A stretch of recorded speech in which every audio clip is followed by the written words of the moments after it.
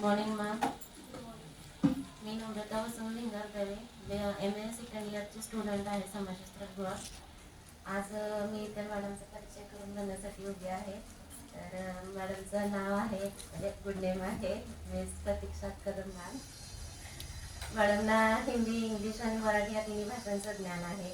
मॅडमचं जर वैयक्तिक माहिती जर पाहिली म्हणजे बायोडेटामध्ये त्यांनी दिलेलंच आहे, पण त्याच्या व्यतिरिक्त त्यांचे जर स्किल बघितले तर मॅडमचा सकारात्मक दृष्टिकोन आहे. आयुष्याच्या बाबतीत नवीन नवीन गोष्टी शिकायला आवडतात त्यांना.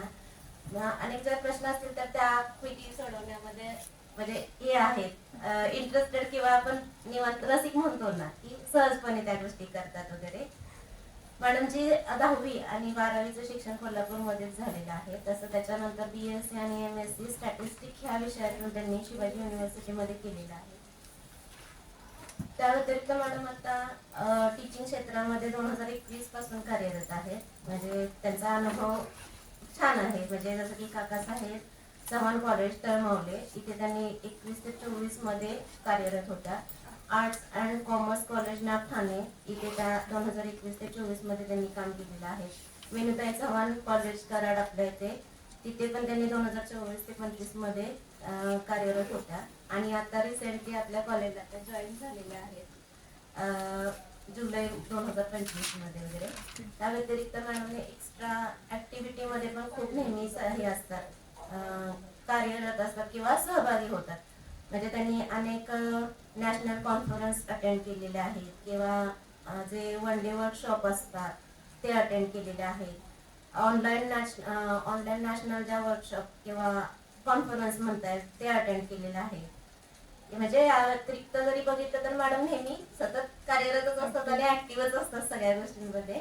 तर त्यांचा परिचय खरं तर खूप मोठा आहे पण मला आता सध्या शक्य नाहीये काही गोष्टी बोलणं. तर मी सरांना विनंती करेन मनभाते सरांना की त्यांनी मॅडम बद्दल पण काही गोष्टी सांगाव्यात आणि त्यापूर्वी मॅडमना पुस्तकांनी फुल देऊन त्यांचं हे करावं, स्वागत करावं.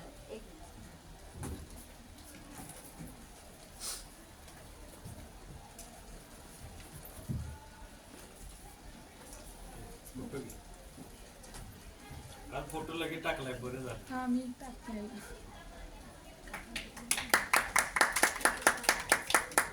मी मॅडमना पण विनंती करते की वनबट्टे सरांना त्यांनी फुल द्यावं. आमचं रोज नसतं. सर धन्यवाद. मी सरांना विनंती करेन की त्यांनी 2 शब्द बोलावे तिथे.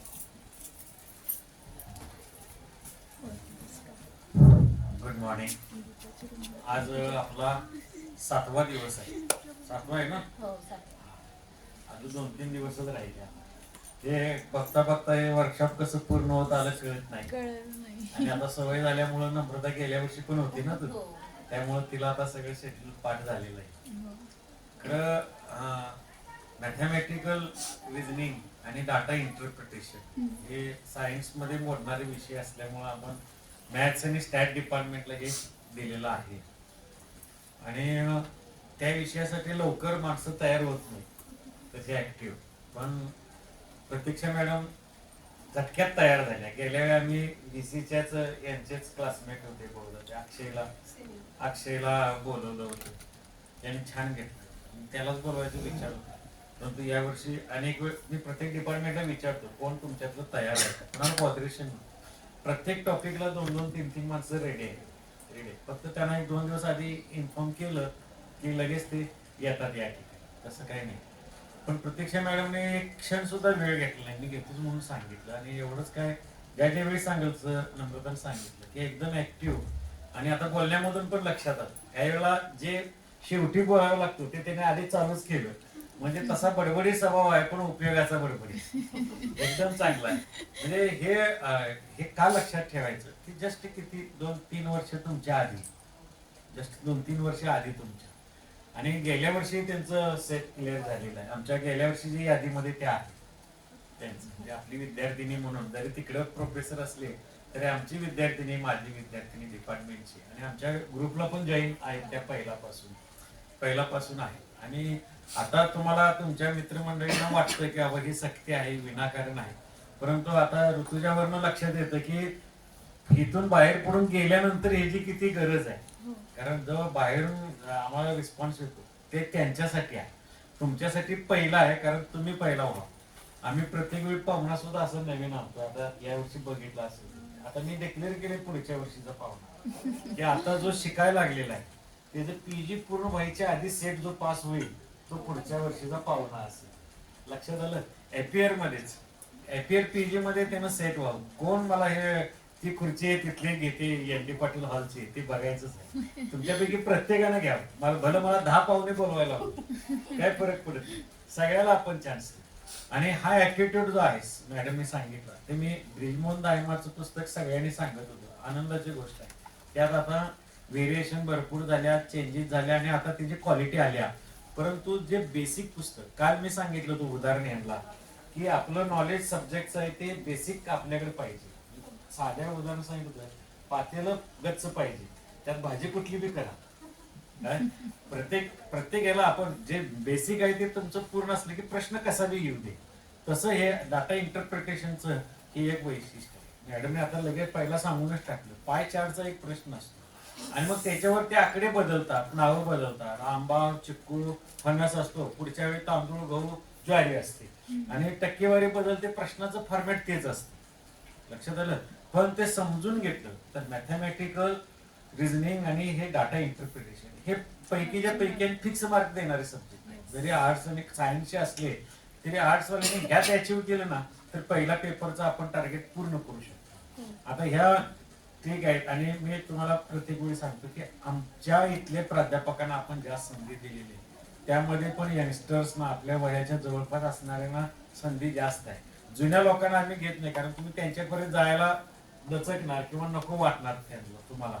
ते आम्हाला जाणवतं की तुम्ही फ्रेंडली यांच्याशी बोलू शकता, तसे यांच्यातले सिनियर जर असतील तर त्यांच्याशी तुम्ही बोलू शकणार नाही. त्यामुळे हे जे आहेत, आता पुढच्या वर्षी पूजा मॅडम घेणार आहेत, त्या पण गेल्या वर्षीचे आहेत यांच्यावर. त्यांनी पण सांगितले मला की एक विषय मी पुढच्या वेळी घेतो. आता सोशॉलॉजी आहे त्यांचा, यातला टॉपिक बरोबर त्यांना जुळणारा बघून एक देऊन टाकला की वर्षभर तयारी करून पुन्हा इथं येऊन राहते. त्यांच्याकडे आता हा हळूहळू चार्ज आम्ही देतो, कारण पुढची माणसं पण तयार होते. आणि हे तुमच्यासाठी आहे. आता यांचं सगळं झालेलं आहे, क्वालिफिकेशन झालेलं आहे, पुढे आता नोकरी मिळेल, पुढे संसार होऊन जाईल, सगळं होऊन जाईल. तुमचं आता कसं तुम्ही सुपात आहे, हे जात्यातनं बाहेर पडले. तुमच्या कल्याणासाठी we give our today for your better tomorrow, सगळ्यांच्यासाठी बेटर. Thank you, welcome.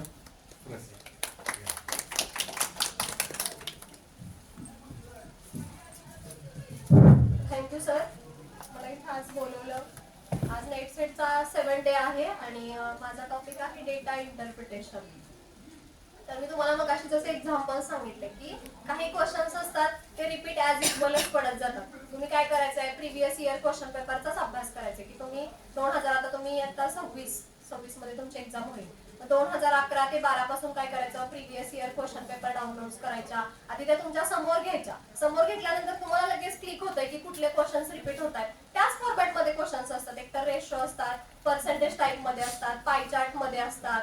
ते मी आता तुम्हाला घेतल्यानंतर समजेलच कसे क्वेश्चन्स पडतात रिपीटेड. मग फर्स्ट ऑफ ऑल काय करायचं आहे की तुम्ही प्रिव्हियस इयर क्वेश्चन पेपरचाच पहिल्यांदा तुम्ही ट्रायल करायचं. कोणतं बसत पीपीटीला बसत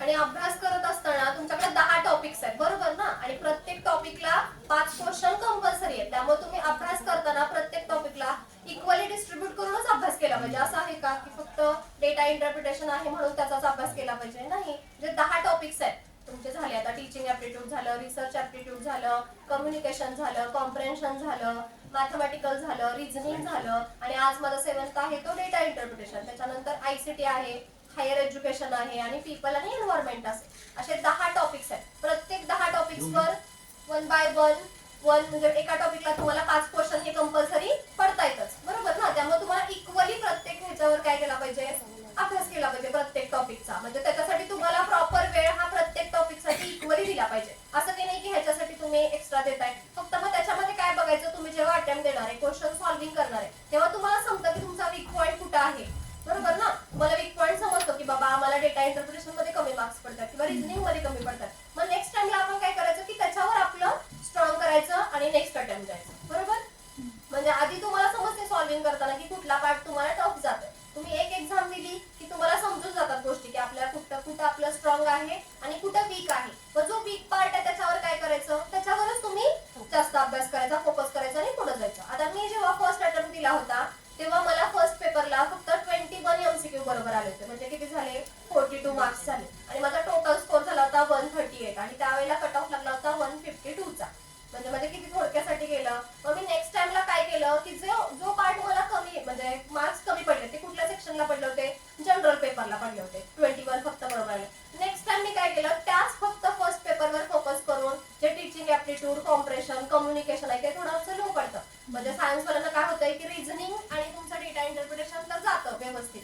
फक्त तो पार्ट काय होतो की जो तुमचा ह्याचा असतो पीपल एन्व्हायरमेंटचा असेल किंवा हायर एज्युकेशनचा असेल, ICTचा पण सोपा जातो. मग त्याच्यावर काय केलं, तो जो वीक पॉईंट होता त्याच्यावर अभ्यास करून तो स्ट्रॉंग केला आणि मग नेक्स्ट अटेम्प्टला डबल MCQ बरोबर आले, 42 MCQ बरोबर आले आणि 84 स्कोर झाला आणि सेकंड पेपरचा 100 झाला. म्हणजे टोटल आउट ऑफ 184 स्कोर झाला. अशा पद्धतीने अभ्यास केला. मग तुम्ही पण हेच करायचंय.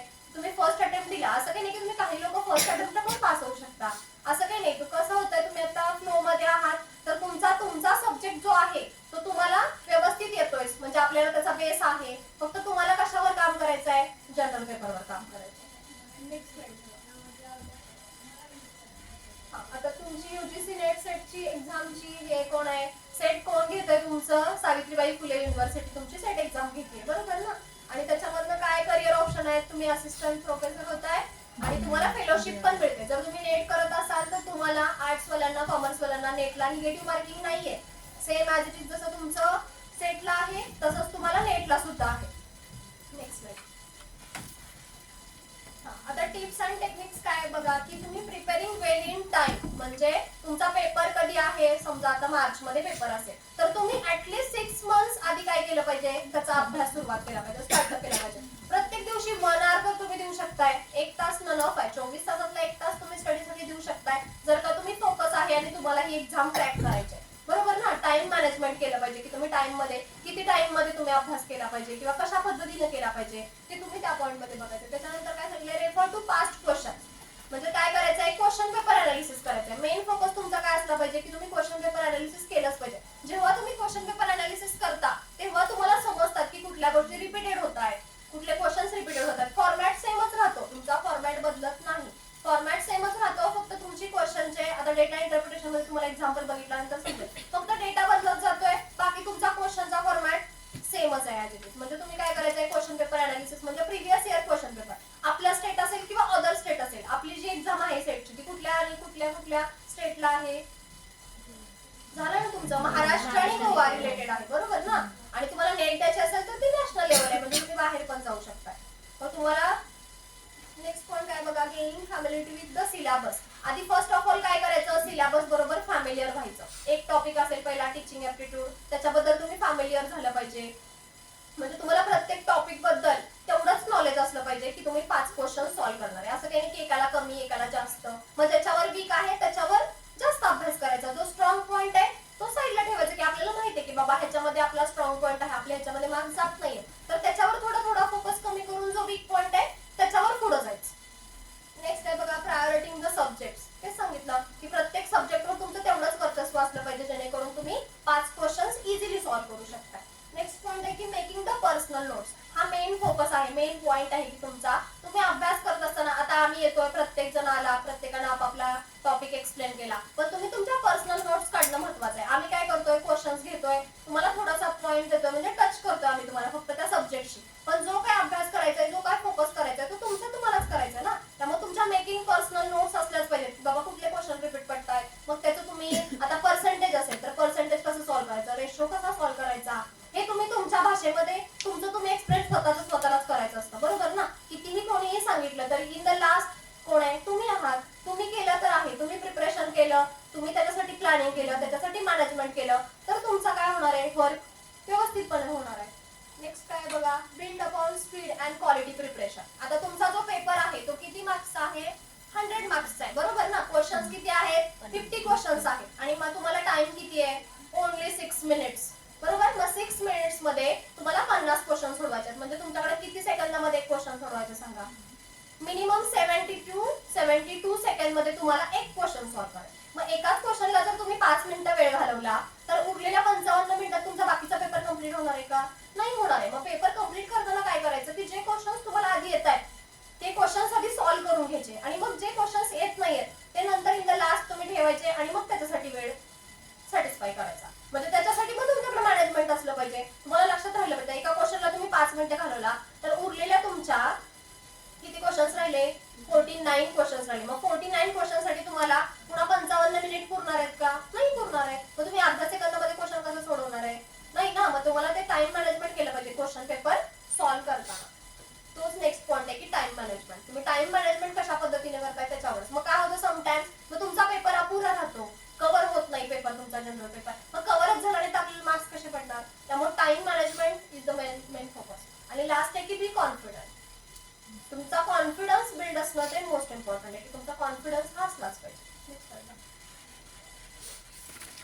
आता हा एक क्वेश्चन पेपर फॉर्मॅट तुम्हाला माहिती आहे. फर्स्ट पेपर 50 क्वेश्चन्स असतात 100 मार्क्सला आणि जो तुमचा सेकंड पेपर असतो तो तुमचा पर्टिक्युलर सब्जेक्टचा असतो. 100 क्वेश्चन्स असतात, 2 मार्क्स इच क्वेश्चन म्हणजे 200 मार्क्स झाले. पेपर फॉर्मॅट तुम्हाला माहिती आहे.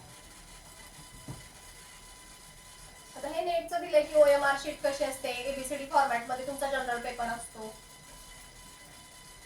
आता काही सिलेबस तुमच्या सब्जेक्ट आणि सिलेबसच्या वेबसाईट दिलेल्या आहेत ज्या तुमच्या ह्याच्यावरती अवेलेबल आहेत त्या. आता हे बुक्स दिलेत बघा मी इम्पॉर्टंट बुक्स. आता मी जे बुक रेफर केलं होतं ते KVS मदानचं बुक होतं. त्या KVS मदानच्या बुक मध्ये काय आहे 10 चॅप्टर्स आहेत तुमचे जे आहे टीचिंग ऍप्टिट्यूड रिसर्च ऍप्टिट्यूड. प्रत्येक टॉपिक वर तुम्हाला म्हणजे हे दिलेलं आहे डिस्क्रिप्शन दिलेलं आहे प्रत्येक टॉपिक वाईज आणि काही क्वेश्चन्स तुम्हाला सॉल्विंग दिलेले आहेत आणि काही क्वेश्चन्स बिंग प्रॅक्टिस साठी तुम्हाला दिलेले आहेत. मग तुम्ही जर रोज प्रत्येक टॉपिक मधले जर 10 क्वेश्चन्स सॉल्विंग केले तर तुम्ही त्या सब्जेक्ट बरोबर ऑब्वियसली फॅमिलियर व्हाल. 10 राहू दे प्रत्येक दिवशी जरी 5 क्वेश्चन जरी प्रत्येक टॉपिक वर सोडवले तरी तुम्हाला तो सब्जेक्ट आवडायला लागणार, फॅमिलियर होणार तुम्ही. बरोबर ना. मग हे कधी करणार तुम्ही? कधी करायला पाहिजे की कन्सिस्टंटली करायला पाहिजे. आज केले आणि उद्या सोडून दिले असं नाही. रोज ऍटलीस्ट मिनिमम 5 क्वेश्चन तर तुम्ही सोडवू शकता. तुम्हाला आन्सर्स तिथं दिलेले असतात. फक्त काय करायचं बघायचं, नीट व्यवस्थित रीड करायचं, तो क्वेश्चन सॉल्व्ह करायचा. आपल्याला आपल्या पद्धतीने सॉल्व्ह करता येतोय का बघायचं आणि झालं. मग तुम्ही प्रत्येक दिवशी 5 क्वेश्चन सॉल्व्ह करू शकता. म्हणजे KVS मदानचं बुक आहे ना ते खूप छान बुक आहे. तुम्ही रेफर करू शकता. ते आपल्या लायब्ररीमध्ये पण असेल. आणि ही PPT नंतर मी शेअर करणार आहे सो तुम्हाला बुक्स मिळतील. आता तेच सांगितले की कॉम्प्रेहेन्सिव्ह गाईड फर्स्ट म्हणजे तुम्ही MCQs आणि प्रिव्हियस इयर क्वेश्चन पेपरचा मोस्ट ऑफ द स्टडी केला पाहिजे. की प्रिव्हियस इयर क्वेश्चन पेपर कशासाठी असतात की तुम्हाला आयडिया येते की बाबा क्वेश्चन्स काय असणार आहेत त्याच्यासाठी. आता हे काही युट्यूब चॅनल्सच्या लिंक आहेत. आता ग्लोबल मराठी म्हणून मी जे रेफर केलं होतं ते ग्लोबल मराठी चॅनल होतं. त्याच्यावर पण प्रत्येक टॉपिक वाईज त्यांनी क्वेश्चन तुम्हाला सॉल्विंग करून दिलेले आहे. म्हणजे आता टीचिंग ऍप्टिट्यूड असेल, रिसर्च ऍप्टिट्यूड असते तर ते काय करतात प्रिव्हियस इयरचे क्वेश्चन पेपर घेतात आणि ते तुम्हाला सॉल्विंग करून दाखवतात. कशा पद्धतीने तुम्ही क्वेश्चन सॉल्व्ह केले पाहिजेत ते तुम्हाला दाखवतात त्याच्यावर. नेक्स्ट आता हे तुमचे जनरल पेपरचे टॉपिक्स आहेत टीचिंग ऍप्टिट्यूड, रिसर्च ऍप्टिट्यूड. आता आज जो माझा टॉपिक आहे तो डेटा इंटरप्रिटेशन आहे. आता डेटा इंटरप्रिटेशन मध्ये काय आहे की न्यूमेरिकल तुम्हाला फॉर्म मध्ये दिलेला असतो डेटा जो नंबर्स मध्ये दिलेला असतो. क्वालिटेटिव्ह क्वांटिटेटिव्ह डेटा असतो. क्वालिटेटिव्ह डेटा म्हणजे काय आणि क्वांटिटेटिव्ह डेटा म्हणजे काय? क्वांटिटेटिव्ह डेटा म्हणजे काय की तुम्हाला जो नंबर्स मध्ये डेटा फॉर्मॅट मध्ये दिलेला असतो तो तुमचा क्वांटिटी झाला. आणि क्वालिटी म्हणजे काय की तुमच्यामध्ये किती ऑनेस्टी आहे, किती ब्युटी आहे हे तुम्ही ह्याच्यामध्ये काउंट करताय का? नंबर्स मध्ये काउंट करताय का? नाही. तो झाला क्वालिटेटिव्ह डेटा. आणि जो तुमचा आहे नंबर्स मध्ये फॉर्मॅट मध्ये दिलेला असतो तो आहे क्वांटिटेटिव्ह डेटा. त्याच्यानंतर ग्राफ्स आहेत.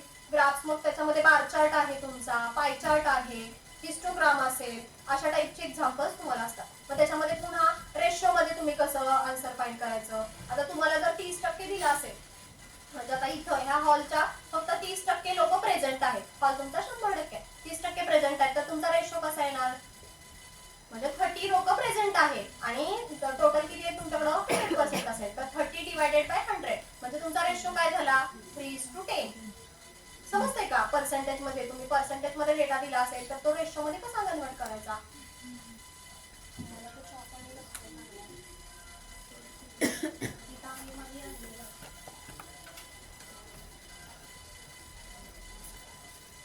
नेक्स्ट स्लाइड घेऊया.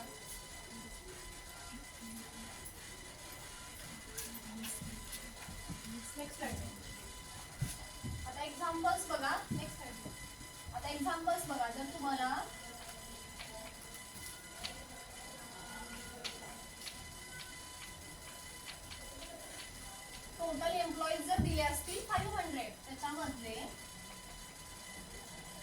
फिमेल एम्प्लॉईज असतील 60% आणि मेल एम्प्लॉईज असतील 40%. मेल एम्प्लॉईज आहेत 40%. आता तुम्हाला काढायचंय काय, जर समजा तुम्हाला हे काढायचं असेल तर 500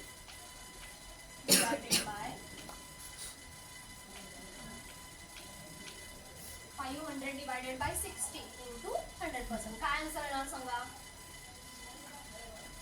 काय आन्सर येणार सांगा. आता 500 एम्प्लॉईज आहेत, त्याच्यामधले फिमेल 60% आहेत, तर फिमेल एम्प्लॉईज किती येणार सांगा. त्याच्यासाठी काय करायचं, तुम्हाला 60% दिले बरोबर. टोटल एम्प्लॉईज किती आहेत, 500 डिवायडेड बाय 60 करायचं, किती येणार.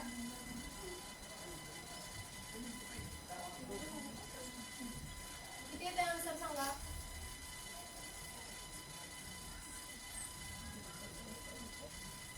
अरे करायचं आहे, तुम्ही केल्याशिवाय तुम्हाला समजणार नाही, करून बघायचं आहे.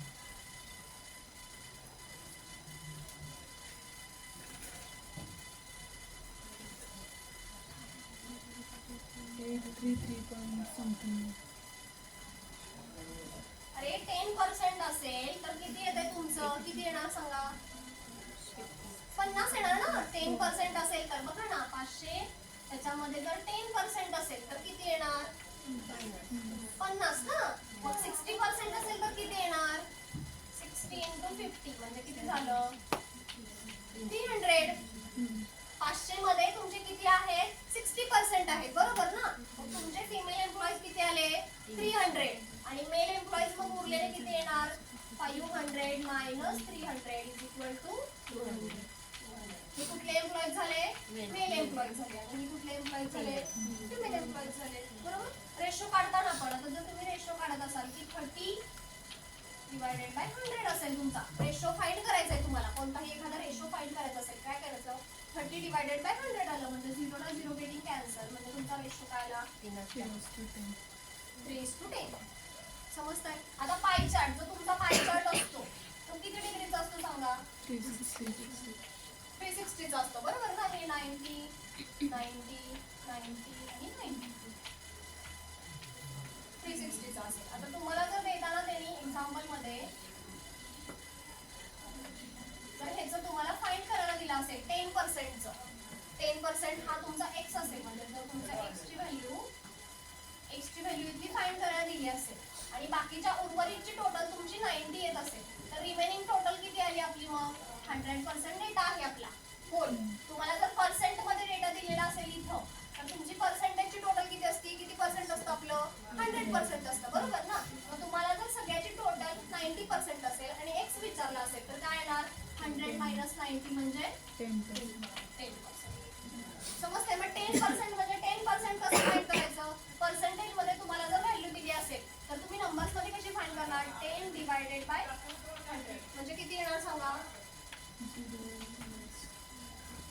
समजतंय का. जर पर्सेंटेज मध्ये तुम्हाला डेटा फाइंड करायचा असेल तर. आता फर्स्ट एक्झाम्पल काय आहे वाचा. Out of 20 villages in a certain state, salesman A visited 40 villages, salesman B visited 12 villages, none of them visited 2 villages. Total villages किती आहेत आपल्याकडं, 20 आहेत बरोबर ना.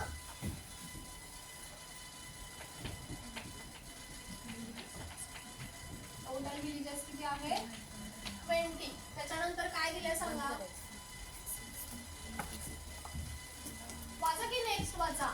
A visited 14, B visited किती आहेत, 12 आणि काय दिले अजून, none of them म्हणजे त्या दोन्हीमध्ये नसणारे किती आहेत, none of them किती आहेत, 2 आहे. म्हणजे तुम्हाला काय दिलंय, n of A, n of B आणि काय दिलंय, टोटल विलेजेस दिले. A आणि B मध्ये असणारे टोटल विलेजेस किती दिलेत, 20 दिलेत आणि none of them म्हणजे त्यांच्यामध्ये नाहीयेत असे विलेजेस. मग आता तुमचे टोटल किती आहेत, 20 आहेत आणि नसणारे किती आहेत, 2 आहेत. म्हणजे तो तुमचा, आता तुमचा फॉर्म्युला काय येतो बघा, probability of A union B is equal to probability of A minus probability of B, probability of A intersection B. आता तुम्हाला दिलंय काय बघा, A युनियन B. आता बी मध्ये पण असणारा असे इलेमेंट्स आपल्याला हवे. पण हे देताना कसे दिले? टोटल विलेजेस दिलेत, बरोबर ना? की तुम्हाला माहिती आहे का ह्यातले ए आणि बी मध्ये किती आहेत? तर तुम्हाला दिलेत किती? 20. आणि त्यातले नाही आहेत असे कोण आहेत? 2. म्हणजे तुम्ही प्रोबॅबिलिटी ऑफ ए युनियन बी कसं सॉल्व्ह करणार? दिलेले 20 आणि जे नाही आहेत उर्वरित राहिलेले 2, टोटल किती झाले? 18. म्हणजे तुमचा प्रोबॅबिलिटी ऑफ ए युनियन बी किती आला? 18. समजते? मग आता त्या ज्या व्हॅल्यू आहेत त्या इथं पुट करायच्या. म्हणजे काय येणार? इथं तुमची व्हॅल्यू आली 18. प्रोबॅबिलिटी ऑफ ए किती आहे? 14 प्लस 12 मायनस ए इंटरसेक्शन बी. आता इंटरसेक्शन आणि युनियन मधला काय फरक आहे बघा. ए युनियन बी म्हणजे ए आणि बी मध्ये दोन्ही मध्ये असणारे सेम एलिमेंट्स. म्हणजे तुमचा ए जर असेल 3 4 5 आणि बी जर असेल 1 आणि 2, तर तुमचा ए युनियन बी काय येणार बघा. 1 2 3 4 आणि 5. म्हणजे जे सगळे एलिमेंट्स ह्याच्यामध्ये इन्क्लूड होतात तुमचे युनियन मध्ये. आणि इंटरसेक्शन म्हणजे काय की त्याच्यामध्ये असणारे कॉमन एलिमेंट्स. आता ह्याच्यामध्ये कॉमन एलिमेंट्स आहेत का? नाही आहेत. कोणतेच कॉमन एलिमेंट्स नाही आहेत. म्हणजे तुमचं काय येणार? 5 असेल. समजते का युनियन आणि इंटरसेक्शन मधला फरक? मग इथं काय आहे तुमचं? 18. प्रोबॅबिलिटी ऑफ ए दिलाय, प्रोबॅबिलिटी ऑफ बी दिलाय, minus probability of A intersection B. किती आली सम तुमची? 26. Probability of A intersection B 18. तुम्हाला हे सॉल्व्ह करायचं म्हणजे मायनस टर्म आहे. आल्यावर काय होणार? पॉझिटिव्ह. ही जी टर्म आहे ही पॉझिटिव्ह आहे. तिकडे आल्यावर काय होणार? निगेटिव्ह. 26 मायनस 18 म्हणजे आन्सर किती आलं? आहे का त्याच्यामध्ये एक ऑप्शन? आहे का? विचारलं होतं काय तुम्हाला? Out of 20 villages in a certain state. हा खाली क्वेश्चन आहे. Sorry. How many villages were visited by both the salesman? Both the salesman म्हणजे ए आणि बी मध्ये असणारे, दोन्ही मध्ये असणारे किती आहेत? 8 आहे. आला का? बी किती नंबरचा ऑप्शन आला? बी नंबरचा ऑप्शन करेक्ट. आता खाली पण जो क्वेश्चन विचारलाय तो काय विचारलाय बघा. How many villages were visited by at least 1 salesman? At least 1 म्हटले म्हणजे ऍटलिस्ट 1 म्हणजे काय की 1 आणि 1 पेक्षा जास्त. एक्झॅक्टली 1 सांगितलं तर काय येतं सांगा. एक्झॅक्टली 1 म्हणजे फक्त एकच. आणि ऍटलिस्ट म्हणजे जो तुम्हाला नंबर सांगितलाय त्याच्यापेक्षा जास्त पण असू शकतात. 1 किंवा 1 पेक्षा जास्त. मग तो पण आपण फाइंड केलाय. किती आला होता मग अशी आपला? 20 मायनस 2 जो केला होता तो किती आला होता आपला? 18. आहे का ऑप्शन 18? समजलं का काय करायचंय ते? Next time. आता हा कधीचा क्वेश्चन आहे? 2025 चा आहे बघा. रिसेंटची जी आता पास आउट झालेत ना त्यांच्यासाठी हा क्वेश्चन पेपर आला होता. खाली घ्या. खाली क्वेश्चन रेड करतो. Which employee has maximum working days during the years 2018 to 2022? त्याच्यामध्ये काय दिलं तर वरती घ्या. हा आता जेव्हा तुम्हाला वरती लिहा मागे घे.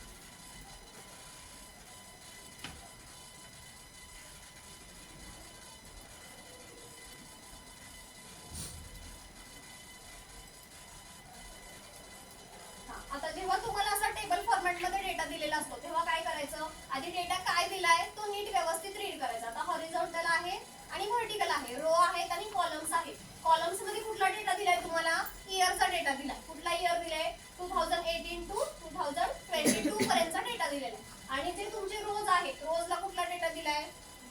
एम्प्लॉईजचा डेटा दिलाय. कुठले एम्प्लॉईज आहेत? A B C D E. आणि तुम्हाला क्वेश्चन काय विचारलाय की कुठले एम्प्लॉईज जास्त वर्किंग करतायत?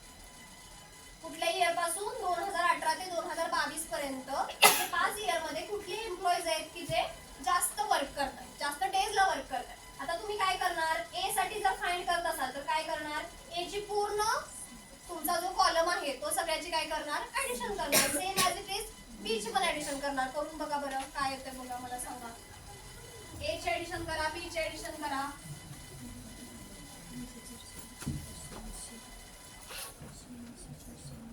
एम्प्लॉई ए साठी फाइंड करणार तुम्ही.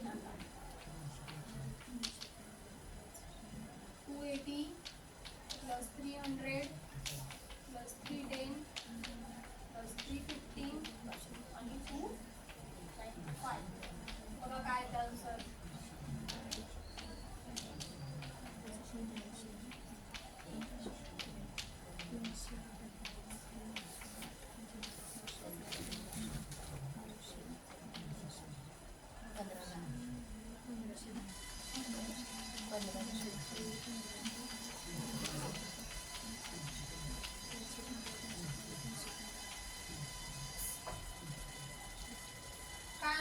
परत बघा. नेक्स्ट क्वेश्चन पण ह्याच्यावरच आहे त्यामुळे मी लिहिते.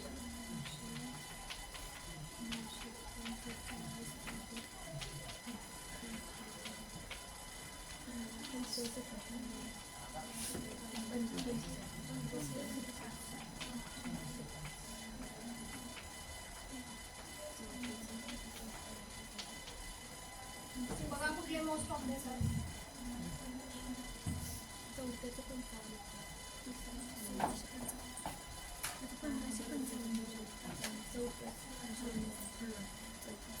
कुठले तर कुठले तर वर्किंग डेज जास्त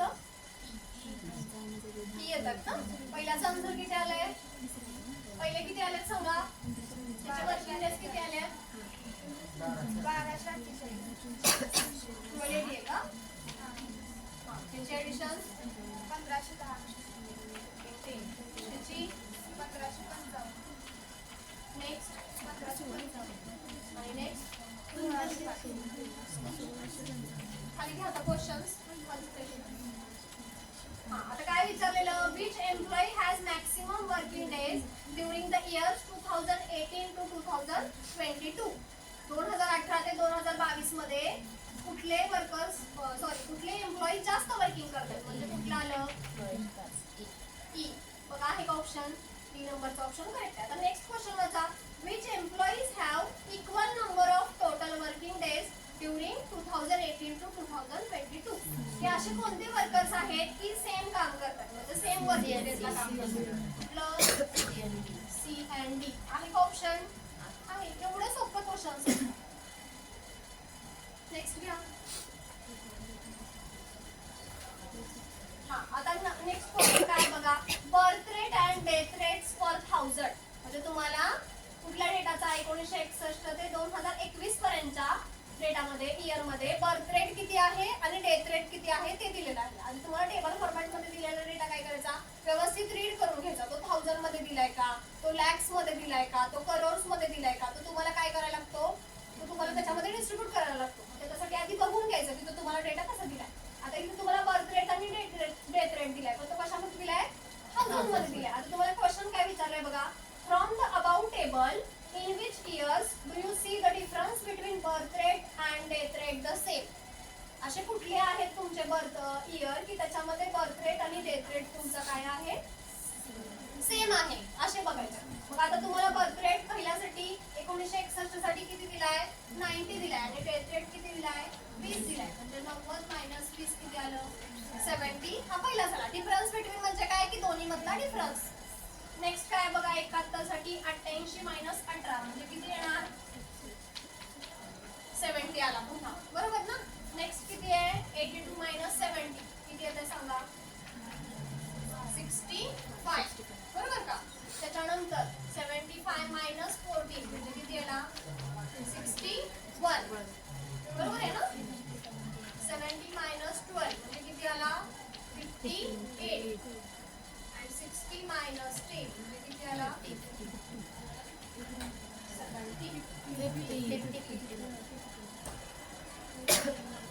मग काय विचारलं होतं तुम्हाला? काय विचारलं होतं की त्याचा कोणत्या इयर साठी तुमचा डेथ रेट आणि बर्थ रेट सेम आहे. मग कोणत्या इयर साठी आहे? 61 and 71. आहे का option? D option is the correct answer. आहे का डी ऑप्शन? Next question. आता नेक्स्ट क्वेश्चन मध्ये आधी तुम्हाला टेबल समजून घ्यायचं. काय दिलंय बघा. Following a table representing foreign tourist आहेत. ते तुमचे काय करतात? Visiting different places in India in a certain year. म्हणजे तुम्हाला काय दिलंय? टेबल फॉरेन टुरिस्ट आहेत ते काय करतात? वेगवेगळ्या ह्याला जाऊन व्हिजिट देतात. तो डेटा तुम्हाला प्रेझेंट केलेला आहे. आता प्लेसेस कुठले कुठे दिलेत? प्लेसेस दिलेत ते कुठे दिलेत तुम्हाला? व्हर्टिकलला दिलेत म्हणजे कॉलम्सला दिलेत. कुठले आहेत? आग्रा, दिल्ली, चेन्नई, उदयपूर, बेंगलोर आणि श्रीनगर आहे. ओके. आणि कॉलम्सला रोला कुठला डेटा दिलाय? अमेरिकन टुरिस्ट आहेत, इंग्लिश टुरिस्ट आहेत, फ्रेंच आहेत आणि उरलेले ऑदर्स आहेत. आणि त्याचं टोटल दिलंय की किती तुम्हाला दिलंय. क्वेश्चन घ्या. आता तो पण डेटा बघा कसा दिलाय? फिगर्स इन द लॅक्स मध्ये दिलाय. आता पहिला जो क्वेश्चन आहे तो काय बघा. What is the percentage of total number of tourist visiting Agra. म्हणजे काय टोटल नंबर किती किती पर्सेंटेज मध्ये डेटा दिलाय त्यांनी आग्राचा तो चेक करायचा. बघ. हे घ्या टेबल घ्या. आता काय दिले तुम्हाला आग्राचे टोटल नंबर किती आहेत बघा. तुम्हाला काय करायचं आहे आग्रामध्ये किती पर्सेंट लोक गेलेले आहेत ते चेक करायचे आणि तुम्हाला आग्रा दिलेला आहे. आग्राचे टोटल किती आहे पर्सेंटेज मध्ये डेटा काढायचं ना. मग आग्राचे टोटल किती आहे इथं 15 आहे बरोबर ना. आणि तुम्हाला ह्या सगळ्याचे टोटल लागेल जेव्हा तुम्ही आग्राची टोटल काढताय. पण टोटल तुमची किती आहे सांगा. पहिला 15 आहे 20 आहे 10 6 त्याच्या खाली पण 6 आहे आणि त्याच्या खाली 4 आहे. म्हणजे 15 आणि 20 35 आणि 10 45 आणि 6 51 6 57 आणि 3 60. आणि तुम्हाला कशासाठी काढायचं आहे आग्रासाठी काढायचं आहे. मग तुमचा फॉर्म्युला काय असतो तुम्ही जर हे करत असाल तर तुमचा फॉर्म्युला काय येतो की तुमची असणारी टोटल आग्राची total divided by whole total तुमची इंटू 100 का. कारण तुम्हाला जो डेटा हवाय तो त्याचा कसा हवाय पर्सेंटेज मध्ये हवाय म्हणून इंटू 100 केले. आता आग्राची टोटल किती आहे 15 आणि तुमची होल टोटल किती मी आपण आता केली 60 इंटू 100 म्हणजे काय येणार सांगा 1/4 15 चौक 60 बरोबर 1/4 इंटू 100 म्हणजे 100 डिवायडेड बाय 4 25. समजतंय का किती सोपे एक्झाम्पल्स आहेत बघा. आता तेच जर तुम्हाला मी दिल्लीसाठी कॅल्क्युलेट करायला सांगितलं तर काय येणार सांगा. दिल्लीसाठी किती पर्सेंट येते सांगा. सेमच कॅल्क्युलेशन. दिल्लीचं किती आहे 20 आहे टोटल किती आहे 60 म्हणजे 20 डिवायडेड बाय 60 इंटू 100 म्हणजे किती येणार 20 डिवायडेड बाय 60 किती येणार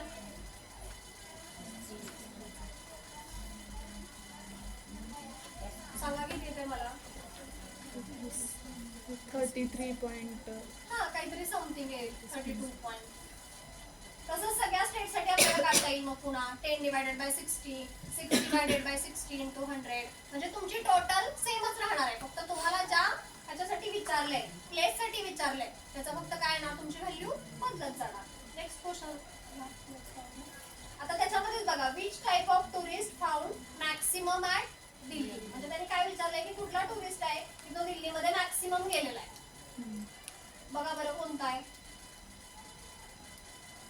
माझ्याकडे बघू नका तिथं बघा. इंग्लिश हा इंग्लिश किती किती पॉइंट आहे 8.7 आहे. बाकीचे जे तुमचे आहेत ते कमी आहेत. अमेरिकन 8.2 ला गेलेला आहे. त्याच्यानंतर फ्रेंच 2.7 ला गेलेला आहे आणि ऑदर जो केलाय तो 0.4 ला गेलाय. म्हणजे मोस्ट ऑफ द व्हिजिटेड कोण गेलेला आहे इंग्लिश. किती सोपा क्वेश्चन आहे तुम्हाला बघून पण समजतंय. किती सेकंद लागला विदिन 1 सेकंड. असे पण काही क्वेश्चन्स आहेत की तुम्ही विदिन सेकंदामध्ये सोडवताय त्यामुळे काहीच अवघड नाही. घ्या नेक्स्ट घ्या नेक्स्ट स्लाइड घ्या. हा आता हा जो डेटा दिलाय हा डेटा कशाचा दिलाय बघा. हा पाय चार्टचा डेटा दिलाय बघा. एक्सपेंडिचर दिले कशाचं कन्स्ट्रक्शन ऑफ हाऊसचं. कशामध्ये दिलंय पर्सेंटेज मध्ये दिलंय. समजतंय का. म्हणजे तुम्हाला लेबर दिले सिमेंट अँड ब्रिक्स दिले स्टील दिले टिंबर अँड ग्लास दिले आणि मिससेलनियस दिले. टोटल एक्सपेंडिचर किती होतंय बघा बरं टेबलचं. पर्सेंटेज मध्ये डेटा दिलाय ना म्हणल्यावर ऑब्विसली जो डेटा दिलाय तो कशामध्ये असणार आहे 100% मध्ये असणार आहे. मग 100% मध्ये त्यांनी तो फक्त डिस्ट्रीब्यूट केलाय. आता क्वेश्चन बघा काय त्याच्यावर पडलाय. The information in the about table is to be presented diagrammatically using pie diagram. What will be the angle of sector representing the item labour. म्हणजे तुम्हाला लेबर आयटम साठी त्यांनी काय केलंय फाइंड करायला सांगितलंय. आता वरती घ्या. आता लेबर साठी तुम्हाला एक्सपेंडिचर किती दिले 25 दिले बरोबर. मग किती येईल सांगा मला किती येते सांगा. आता जेव्हा तुम्ही पाय चार्ट सॉल्व्ह करत असता तेव्हा तुमचा पाय चार्ट साठी फॉर्म्युला काय आहे बघा की x बाय टोटल इंटू 360. हा फॉर्म्युला लक्षात ठेवायचा कशासाठी जेव्हा तुम्ही पाय चार्ट सॉल्व्ह करताय त्याच्यासाठी. x by total into 360. x म्हणजे काय की जो तुम्हाला सॉल्व्ह करायला म्हणजे क्वेश्चन मध्ये दिलाय तो. आता लेबर दिला तर तुमची x ची व्हॅल्यू लेबरची येणार. तुम्ही जर सिमेंट आणि ब्रिक्स साठी सॉल्व्ह करायला सांगितलं तर तुमची x ची व्हॅल्यू काय येणार सिमेंट आणि ब्रिक्सची येणार. आता आपल्याला सांगितली आहे कशाची लेबरची सांगितली. लेबरची व्हॅल्यू किती आहे एक्सपेंडिचर 25. आपल्याला माहिती आहे टोटल किती पर्सेंट आहे 100 इंटू सांगा किती आन्सर येईल. 90. 90 डिग्री. आता तुम्हाला जर सिमेंट आणि ब्रिक साठी सॉल्व्ह करायला सांगितलं तर किती येईल सांगा. इकडचे का बोलत नाहीये. सिमेंट आणि ब्रिक साठी सॉल्व्ह करायला दिलं तर काय येणार सांगा. 30 डिवायडेड बाय 100 इंटू 360 किती येईल आन्सर.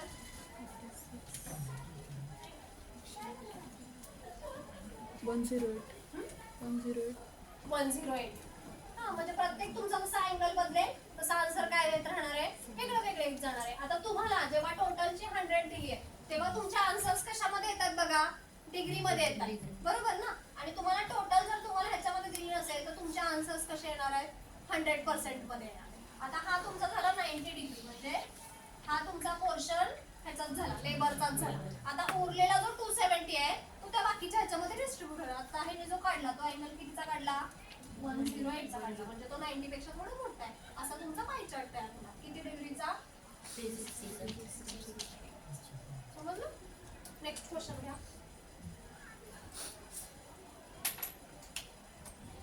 आता नेक्स्ट क्वेश्चन काय दिलाय बघा. What is the ratio of expenditure of the item cement and bricks to the total expenditure of construction of house. आता आपल्याला माहिती आहे total expenditure of construction of house किती आहे. 100%. त्याच्यामध्ये त्यांनी डिस्ट्रीब्यूट केलं ना थोडं लेबरला थोडं सिमेंटला. टोटल किती आहे 100%. आणि त्यांनी कशाचा रेशो तुम्हाला दिलाय पर्सेंटेज सॉरी कशाचा काढायला सांगितलाय. सिमेंट आणि ब्रिक्सचा. आता सिमेंट आणि ब्रिक्स साठी तुम्हाला एक्सपेंडिचर किती दिलंय.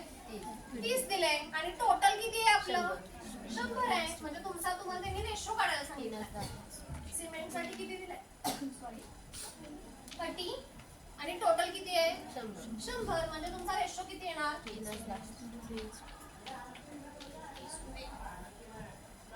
तसंच जर तुम्हाला स्टील साठी काढायला सांगितलं तर काय येणार.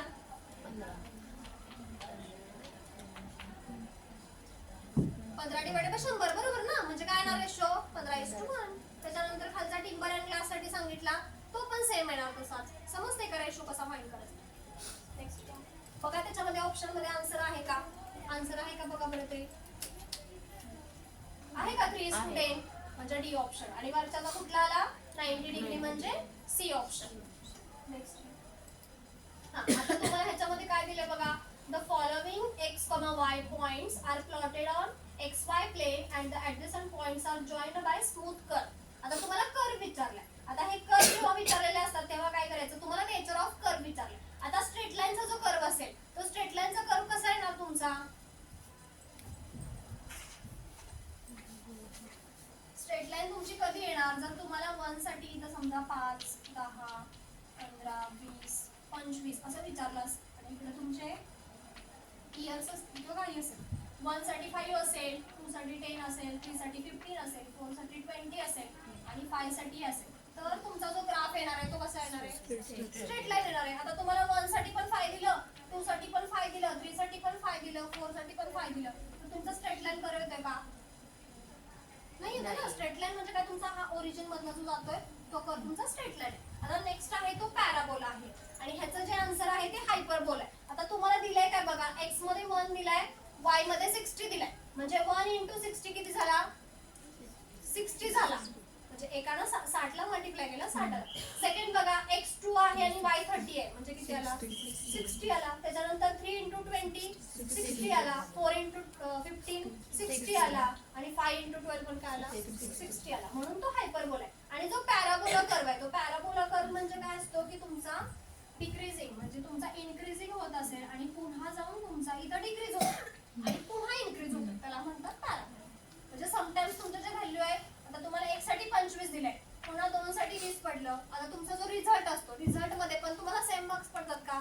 फर्स्ट सेमला पडले तेवढे सेकंड सेमला पडतात का. कधी कधी तुम्ही राईज पण होता कधी कधी फॉल पण होता बरोबर ना. जर तुमचे फर्स्ट इयरला फर्स्ट सेमला तुम्हाला फर्स्ट रँक भेटली असेल तर कशावरून सेकंड सेमला पण तुम्हाला फर्स्ट रँक मिळेल नाही ना. म्हणजे तुम्ही कधीतरी राईज होताय कधीतरी फॉल होताय त्याला म्हणायचं पॅराबोला कर्व. म्हणजे ह्याचा आन्सर काय आहे हायपरबोला. कारण तुमच्या x आणि y च्या व्हॅल्यू काय झाल्या सिमिलरच राहिले 60 60 60. नेक्स्ट घ्या. आता हा क्वेश्चन बघा. आधी सगळा टेबल नीट व्यवस्थित समजून घ्यायचा. The following is the distribution of number of companies of different types in different districts of a state. म्हणजे काय डेटा दिलाय सांगा बघू. इंडस्ट्रीजचे टाइप्स दिलेत तुम्हाला आणि डिस्ट्रिक्ट कुठले कुठले दिलेत A B C D E 5 district दिलेत बरोबर ना. आणि तुम्हाला दिले काय टाइप्स ऑफ इंडस्ट्रीज दिलेत कशामध्ये कॉलम्स मध्ये आणि रोज मध्ये तुम्हाला डिस्ट्रिक्ट दिले. आता क्वेश्चन काय दिलाय वाचा. For which type of industry the difference between the companies of district E and district B is maximum. म्हणजे त्यांनी काय सांगितलंय ई आणि बी डिस्ट्रिक्ट मधलं काय करायचंय डिफरन्स बिटवीन हवाय त्यांना की कशाचा मॅक्सिमम येतोय ना मॅक्सिमम येतोय. मग आता ई आणि बी मधले तुम्हाला सगळ्यासाठी सॉल्व्ह करायला लागणार. प्रत्येक तुम्हाला ह्याच्यासाठी प्रत्येक इंडस्ट्रीसाठी सॉल्व्ह करायला लागणार. मग पहिल्या इंडस्ट्रीसाठी काय येणार सांगा. ई आणि बी मधला डिफरन्स. पहिली इंडस्ट्री कोणती आहे ऍग्रो बेस्ड आहे. ऍग्रो बेस्ड मध्ये ई किती आहे तुमचा 165 आणि बी किती आहे 86 आहे. म्हणजे डिफरन्स किती येतोय बघा बरं चेक करा. त्याच्यानंतर लाईव्ह स्टॉक. लाईव्ह स्टॉक मध्ये ई किती आहे 120 आणि तुमचा बी किती आहे 70. म्हणजे डिफरन्स किती आला 50. तसंच ह्याच्यासाठी किती येतो बघा 70. थर्ड बघा टेक्सटाईल. टेक्सटाईल मध्ये किती दिलाय 176 बरोबर ना मायनस 90. नंतर केमिकल. केमिकल मध्ये किती दिलाय बघा 154 मायनस 86 आहे. आणि लास्ट आहे इंजिनिअरिंग अँड अलाइड. त्याच्यामध्ये किती दिला बघा 166 मायनस. आता कोणता मला मॅक्सिमम येतो तो सांगा त्याच्यामध्ये. कोणता आहे तो मॅक्सिमम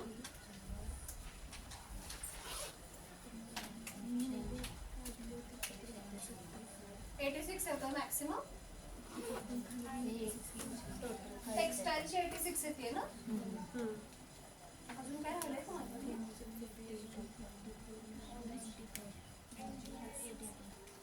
इंजिनिअरिंग अँड अलाइडची किती येते 90 येते. त्याच्यावरची केमिकलची 68 येते का आणि त्याच्यावरची 86 येते. म्हणजे तुमची मॅक्सिमम कुठली आली इंजिनिअरिंग अँड अलाइड. तुम्ही सॉल्व्ह केलं ना आता. जी तुमची व्हॅल्यू मॅक्सिमम आहे तेच विचारलेलं त्यांनी की difference between the companies of district E and B is maximum. त्याच्यामधली कुठली मॅक्सिमम आहे ती डिफरन्स बिटवीन म्हणलं की लगेच ई आणि बी मध्ये काय करायचं मायनस करायचं. एवढं तर समजतं आपल्याला. मग कुठली आली इंजिनिअरिंग अँड अलाइड. आता मिनिमम विचारला असतं तर कुठली आली असती सांगा. मिनिमम कुठला आहे तोच क्वेश्चन तुम्हाला मिनिमम मध्ये विचारला असता. E and B is minimum. Livestock minimum आहे. 50 आहे ना. लाईव्ह स्टॉक मिनिमम आहे का म्हणजे तो मिनिमम आला असेल. ठीक आहे नेक्स्ट क्वेश्चन घ्या. आता नेक्स्ट क्वेश्चन काय बघा. What is the percentage of agro based industries in district B. घ्यावरती डिस्ट्रिक्ट बी मधले तुम्हाला पर्सेंटेज काढायचे. कशामधले सांगितलेत पण त्यांनी ऍग्रो बेस मधले ना. मग ऍग्रो बेस मधले पण कुठल्या ह्याच्यामधले डिस्ट्रिक्ट बी मधले. मग आता ऍग्रो बेस मध्ये डिस्ट्रिक्ट बी किती आहे बघा 86 आहे बरोबर ना. आणि तुम्हाला त्याचे पर्सेंटेज काढायला सांगितलंय. मग तुम्ही पर्सेंटेज कसे काढणार. आपण वरती एक्झाम्पल बघितलंय. कसे काढणार पर्सेंटेज. बी मध्ये ऍग्रो बेस्ड किती आहे तुमचं 86 आहे बरोबर ना. आणि टोटल किती आहे त्याच कॉलमची टोटल बघायची किती आहे 500. पण पर्सेंटेज मध्ये डेटा हवाय म्हणून काय करणार आता तुम्ही जेव्हा तुमचं हे करता काय करता मार्क्स ऍव्हरेज काढता. मार्क्स ऍव्हरेज काढता तेव्हा काय करता तुम्हाला टोटल 500 आउट ऑफ तुमची एक्झाम असेल तर तुम्हाला जर तुम्हाला 450 पडले 500 आउट ऑफ तर काय करता तुम्ही 450 सम येते डिवायडेड बाय तुमचा आउट ऑफ किती असेल तो इंटू 100. म्हणजे ह्याचं जर सम तुमची 0.83 आली तर इंटू 100 म्हणजे तुम्हाला किती पर्सेंट पडलं 83%. असंच करता ना. मग सेम ॲज इट इज इथं पण तसंच करायचं. बी साठी किती दिले 86 दिले डिवायडेड बाय 500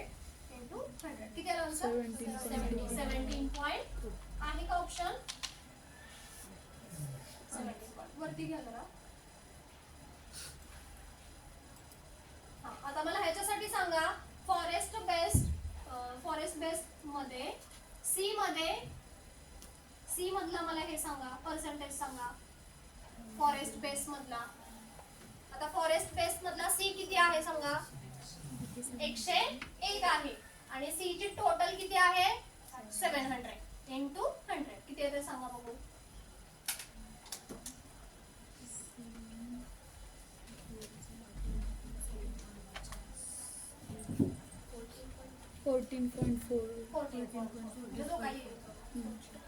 समजलं का कसं करायचंय ते. Next question. आता नेक्स्ट क्वेश्चन काय वाचा. In a certain state 60% are married employees and 52% graduate employees. म्हणजे त्यांनी काय दिलंय, सर्टन स्टेट मध्ये 60% मॅरिड आहेत एम्प्लॉईज आणि 52% ग्रॅज्युएट एम्प्लॉईज आहेत. आणि नंतर पुढे काय म्हटलंय बघा की 32% असे आहेत की ते मॅरिड पण नाहीयेत आणि ग्रॅज्युएट पण नाही. बरोबर ना. मग जे मॅरिड असणार आहेत आणि जे ग्रॅज्युएट असणार आहेत ते किती येणार सांगा मला. टोटल किती येणार आपले 100% आहेत आपल्याला माहिती आहे. टोटल आपण पर्सेंटेज मध्ये डेटा दिला याचा अर्थ ते 100% आहेतच त्याच्यामधले. आता तुम्हाला दिलेत काय की 60% मॅरिड आहेत आणि 52% ग्रॅज्युएट आहेत. बरोबर ना. त्याच्यानंतर तुम्हाला दिलंय काय की मॅरिड पण नाहीयेत आणि ग्रॅज्युएट पण नाहीयेत. नॉर मॅरिड आणि नॉर ग्रॅज्युएट असे किती आहेत सांगा. 32 आहे. मग हे जर 32 असतील तर टोटल मधनं तुम्हाला ह्याच्यामधले काय हवे की मॅरिड किती आहेत आणि ग्रॅज्युएट किती आहेत. मग हे कसं फाइंड करणार तुम्ही. तुम्हाला माहिती आहे की जे मॅरिड पण नाही आहेत आणि जे ग्रॅज्युएट पण नाही आहेत ते 32% आहे. मग त्यातले मॅरिड आणि ग्रॅज्युएट किती आहेत ते बघायचं असेल तर काय करणार. 100 मायनस 32 म्हणजे किती आलं 68%. समजतंय. मग तुम्हाला क्वेश्चन काय विचारलाय. Find the percentage of. Question माझा काय आहे. Find the percentage of married and graduate employees. त्याचे तुम्हाला पर्सेंटेज काढायला सांगितलंय. आता मगाशी जो फॉर्म्युला आपण वापरलेला तोच फॉर्म्युला इथं पण येणार. आता तुम्हाला दिलंय काय की मॅरिड पण आहेत आणि ग्रॅज्युएट पण आहेत. आता हा जो अँड आहे तो मगाशी मी सांगितलेलं की ए इंटरसेक्शन बी जिथे येतं तिथं अँड येतं आणि तुमचा ए युनियन बी कुठे येतो जिथं तुमचा ऑर हा वर्ड असतो ना. ए मध्ये पण असायला पाहिजे किंवा. ऑर म्हणजे काय किंवा. ए मध्ये पण किंवा बी मध्ये पण म्हणजे तो झाला युनियन. आणि अँड म्हणजे काय की ए मध्ये पण आहे आणि बी मध्ये पण कॉमन आहे तो. म्हणजे अँड जिथं वर्ड येतो तिथं ए इंटरसेक्शन बी.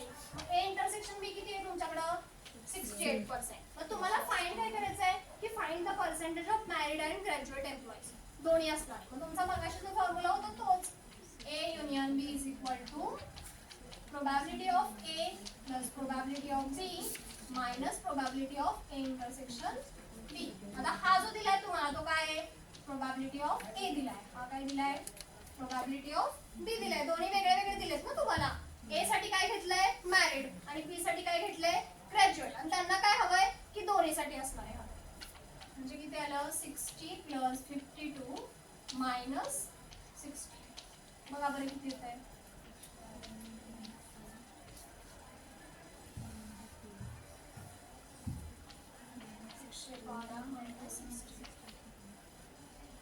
44 आहे का बघा ऑप्शन. आहे का 44 ऑप्शन.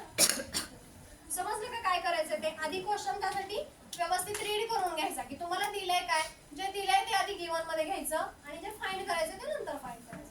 आहे का 44 म्हणजे कुठला ऑप्शन करेक्ट आहे. डी ऑप्शन करेक्ट आहे. घ्या नेक्स्ट घ्या. हा आता इथं बघा तुम्हाला काय दिलंय 360 डिग्री मध्ये. आता तुम्हाला जे अँगल दिलेत ते बघा कसे दिलेत डिग्रीचे दिलेत आणि तुम्हाला एक्स काढायला सांगितलंय. खाली क्वेश्चन घ्या. आता कशासाठी ऑदरचा काढायला सांगितलं ना. Find the angle in degrees associated with sector other वरती घ्या. आता ऑदर साठी बघा तुम्हीच सांगा मला किती येतोय. आता त्यासाठी काय करायचं जेवढे तुम्हाला दिलेत सगळे ऑदर अँगल्स आपल्याला माहिती आहे की आपला सर्कल किती डिग्रीचा आहे 360 डिग्रीचा आहे बरोबर ना. त्यातले तुम्हाला बाकीचे सगळे अँगल्स दिलेत आणि हा अँगल तुम्हाला विचारलाय अदरचा. म्हणजे तुमच्या बाकीच्या ह्याची टोटल किती येते बघा. 72 प्लस 27 63 आणि 108 किती येतोय 270 येते का. मग x प्लस 270 कारण तुम्हाला x ची माहित नाहीये ना. x ची माहित नाहीये प्लस 270 तुमची टोटल येते आणि आपल्याला काय माहितीये की 360 चा आपला सर्कल असतो. म्हणजे काय येणार x is equal to 360 minus 270 90. आणि इथं तुम्हाला बघत बसायची सुद्धा गरज नाहीये.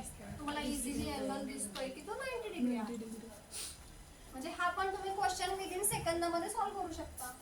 नेक्स्ट घ्या क्वेश्चन त्याच्यामधला. Find the percentage of expenses on sector food. वरती माताला काय चालतं फूड साठी तुम्हाला पर्सेंटेज सॉल्व्ह करायचं. मग याच्यासारखा सेम फॉर्म्युला 108 काय येणार मग तुमचं तर इथं. आता इथं बघा मग अशी काय घेतलं होतं आपण डिवायडेड बाय टोटल घेताना आपण 100 घेतले कारण आपल्याला डेटा कसा दिला होता पर्सेंटेज मध्ये दिला होता. इथं तुम्हाला डिग्री मध्ये दिलाय म्हणजे इथं तुमचं डिवायडेड बाय काय येणार 360 येणार. आणि फूड साठी विचारलंय ना मग फूडचा अँगल किती आहे 108 आणि तुमचं हे किती आहे 360 इंटू 100. बघा बरं काय येतं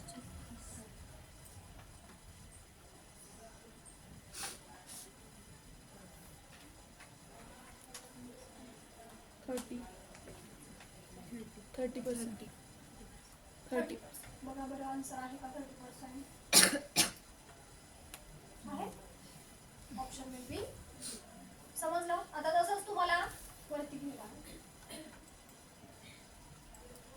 तसंच तुम्हाला हाऊस रेंट साठी काढायला सांगितलं तर काय घेणार 72 degree divided by 360 degree into 100 असं पर्टिक्युलर तुम्हाला प्रत्येकाचं काढता येतं. नेक्स्ट ना आता इथं काय दिलंय बघा. हा तुम्हाला दिलाय तो बार चार्ट दिलाय बरोबर ना. बार ग्राफ दिलाय तुम्हाला पण कशाचा दिलाय नंबर ऑफ स्टुडंट्स ते काय तुमचे फेल झालेले आणि पास झालेले स्टुडंट्स दिले. कुठल्या इयर मधले दिले 2012 ते 2015 मध्ये. आता 2012 मध्ये टोटल किती आहेत 500 बरोबर.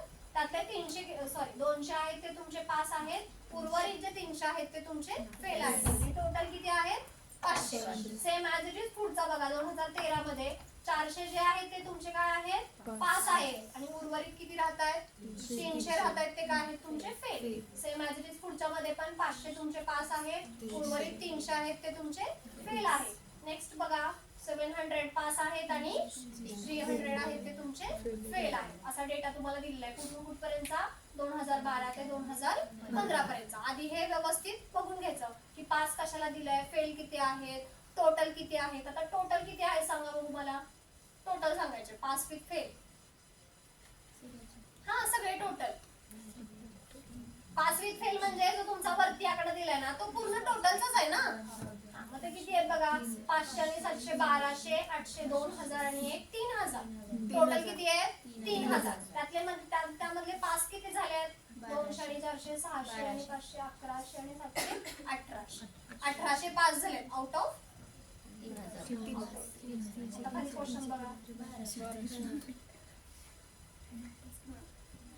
आता खाली बघा खाली जो तुम्हाला आता आधी खालचा क्वेश्चन बघा. आता खालच्या क्वेश्चन मध्ये काय दिलंय the percentage of passing students in examination for all the years 2012 to 2015 combined together.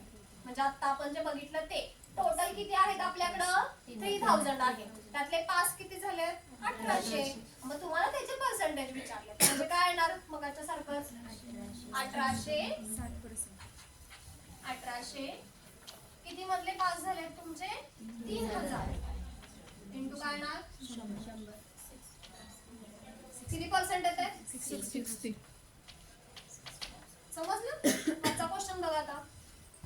आता वरच्या क्वेश्चनचा आन्सर तुम्ही मला सांगायचं काय आहे in which year the percentage of passing of students maximum. कुठल्या इयर मध्ये जास्त स्टुडंट्स पास झालेले आहेत सांगा बघू. डेटा दाखवा त्यांना. ते कसे फाइंड करणार तसेच फाइंड करणार. प्रत्येकाचं इंडिव्हिज्युअल फाइंड करायला लागणार. 2012 साठी काय करणार 200 डिवायडेड बाय 500 इंटू 100 बरोबर का.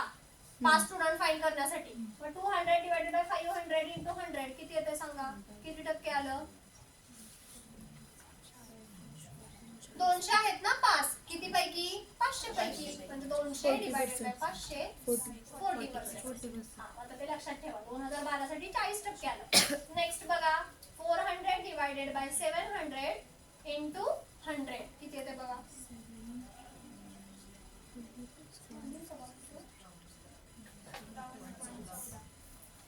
किती आलं? नेक्स्ट 57.40. ओके. आता नेक्स्ट साठी बघा 2014 साठी.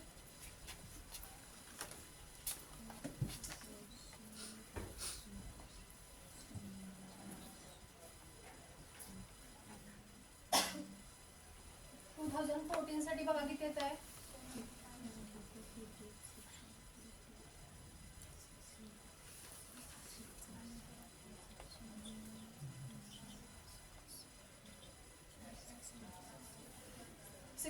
आणि लास्ट वन 70%. मग मॅक्सिमम कशाचा आला? पहिला 40% आला, दुसरा तुमचा 57.14 आला, थर्ड 62.5 आला आणि लास्ट किती आला? 70%. म्हणजे तुमचा कुठला आला मॅक्सिमम इयरची पासिंग? 2015. आहे का बघा आन्सर? आहे का? आणि मिनिमम कशाचा येतोय? तुम्हाला जर मिनिमम विचारला असता तर मिनिमम तुमचा 2012 साठी आहे 40%.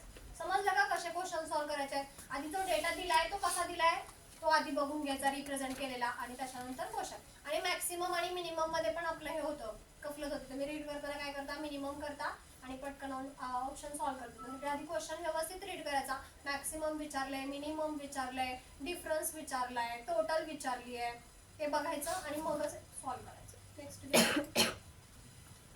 झालं ना खालचा क्वेश्चन. हा, आता नेक्स्ट क्वेश्चन काय बघा.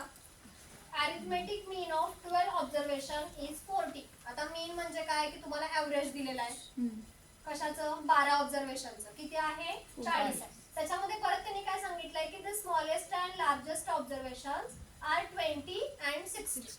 म्हणजे त्या 12 ऑब्झर्वेशन मधले 2 ऑब्झर्वेशन त्यांनी तुम्हाला दिले, 20 आणि 60. आणि विचारले काय? If we ignore the smallest and largest observation then the arithmetic mean of the remaining observations. म्हणजे जर तुम्ही ते 2 ऑब्झर्वेशन्स घेतले नाहीत इन्क्लूड करून तर तुमचा अरिथमेटिक मीन बदलतोय का सेमच राहतोय? आता किती दिलाय बघा. Will increase, will decrease, will not change, cannot be obtain due to insufficient data. म्हणजे तो वाढतोय का, कमी होतोय का, किंवा ऍज इट इज न्यूट्रल राहतोय ते आपल्याला चेक करायचं. आता टोटल किती दिलंय बघा तुम्हाला अरिथमेटिक मीन ऑफ 12 ऑब्झर्वेशन्स. आता तुमचा मीनचा फॉर्म्युला काय बघा आधी. मीनचा फॉर्म्युला असतो x bar is equal to summation of x divided by n. आता समेशन ऑफ x म्हणजे काय की तुम्हाला दिलेली टोटल, जसे तुमचे मार्क्स दिलेले असतात 5, तुम्हाला 5 सब्जेक्टचे मार्क्स दिले डिवायडेड बाय तुम्ही काय करता 5 करता, किंवा 5 नंबरचे ऑब्झर्वेशन दिलेले असतील, टोटल नंबर ऑफ ऑब्झर्वेशन मध्ये तुमचा n असतो. आता त्यांनी दिलाय काय तुम्हाला अरिथमेटिक मीन ऑफ 12 ऑब्झर्वेशन्स. म्हणजे त्यांनी काय दिलंय तुम्हाला n किती दिले? n दिलेत तुम्हाला 12 आणि टोटल तुम्हाला हे दिलंय का? त्यांनी तुम्हाला सम दिलेली नाहीये, त्यांनी तुम्हाला डायरेक्ट x बार दिलाय. किती दिलाय? 40 is equal to summation of x divided by n. आणि तुम्हाला n पण माहिती आहे, n किती आहे? 12. म्हणजे हा तुम्ही ह्या टर्म मध्ये काय करणार, इथं तुम्हाला क्रॉस मल्टिप्लिकेशन करून ही टर्म फाइंड करायला लागणार. म्हणजे तुमची टर्म काय येणार? Summation of x is equal to 40 into 12. म्हणजे किती आलं? Summation of x is equal to 480. आता पुढे त्यांनी काय दिलंय बघा की तुम्हाला स्मॉलेस्ट आणि लार्जेस्ट ऑब्झर्वेशन पण दिलंय. म्हणजे ह्या 480 मध्ये ते 2 ऑब्झर्वेशन पण तुमचे इन्क्लूड असणारच आहेत. म्हणजे काय करणार मग पुन्हा summation of x is equal to काय येणार? तुमचं नेक्स्ट समेशन काय येणार? 480 मायनस त्या दोन्हीची ऍडिशन होणार. म्हणजे काय येणार? 20 प्लस 60 आहे ना. 480 मायनस 400 हा नवीन समेशन ऑफ x आला. मग तुमचा आधी आपण फाइंड केलेला तो किती होता? 480 होता आणि हा झाला 400. पण ह्या 400 फाइंड करताना आपण काय केलं, त्यांनी काय सांगितलंय की if we ignore the smallest and largest observation. म्हणजे ते दोन्ही ऑब्झर्वेशन काय करा? इग्नोर करा. म्हणजे ते घेऊ नका. मग ते जर घेतले नाही तर आपलं समेशन ऑफ x किती आहे? 400. पण ह्या टाइमला आपला n काय झाला? 10. 10. Yes. कारण हे ऑब्झर्वेशन पण आपण कट केलं आणि हे ऑब्झर्वेशन पण कट केलं. मग आपल्याला मिळालं काय? समेशन ऑफ एक्स मिळाला, एन मिळाला. त्याच्यावरून आपल्याला एक्स बार काढायचा आहे. 400 डिवायडेड बाय 10 म्हणजे किती आलं? आलं का? Same. Is it same? Yes. Increase झालं का डिक्रीज झालं का? सेम आलं. आहे का बघा ऑप्शन? विल नॉट चेंज म्हणजे चेंज झालं नाही. समजलं का? हो. नेक्स्ट क्वेश्चन घ्या. आता नेक्स्ट क्वेश्चन व्यवस्थित रीड करा. नेक्स्ट क्वेश्चन मध्ये काय दिले बघा. आउट ऑफ 80 प्लेयर्स म्हणजे 80 प्लेयर्स आहेत तुमच्याकडे, त्याच्यामधले 35 प्लेयर काय करतायत? क्रिकेट खेळतायत. 42 प्लेयर काय करतायत? हॉकी खेळतायत. त्याच्यानंतर 25 प्लेयर काय करतायत? फुटबॉल खेळतात आणि 8 प्लेयर काय करतायत? बोथ क्रिकेट आणि हॉकी. आता हे सगळं व्यवस्थित आधी लिहून घ्यायचं की कोण काय काय करतंय.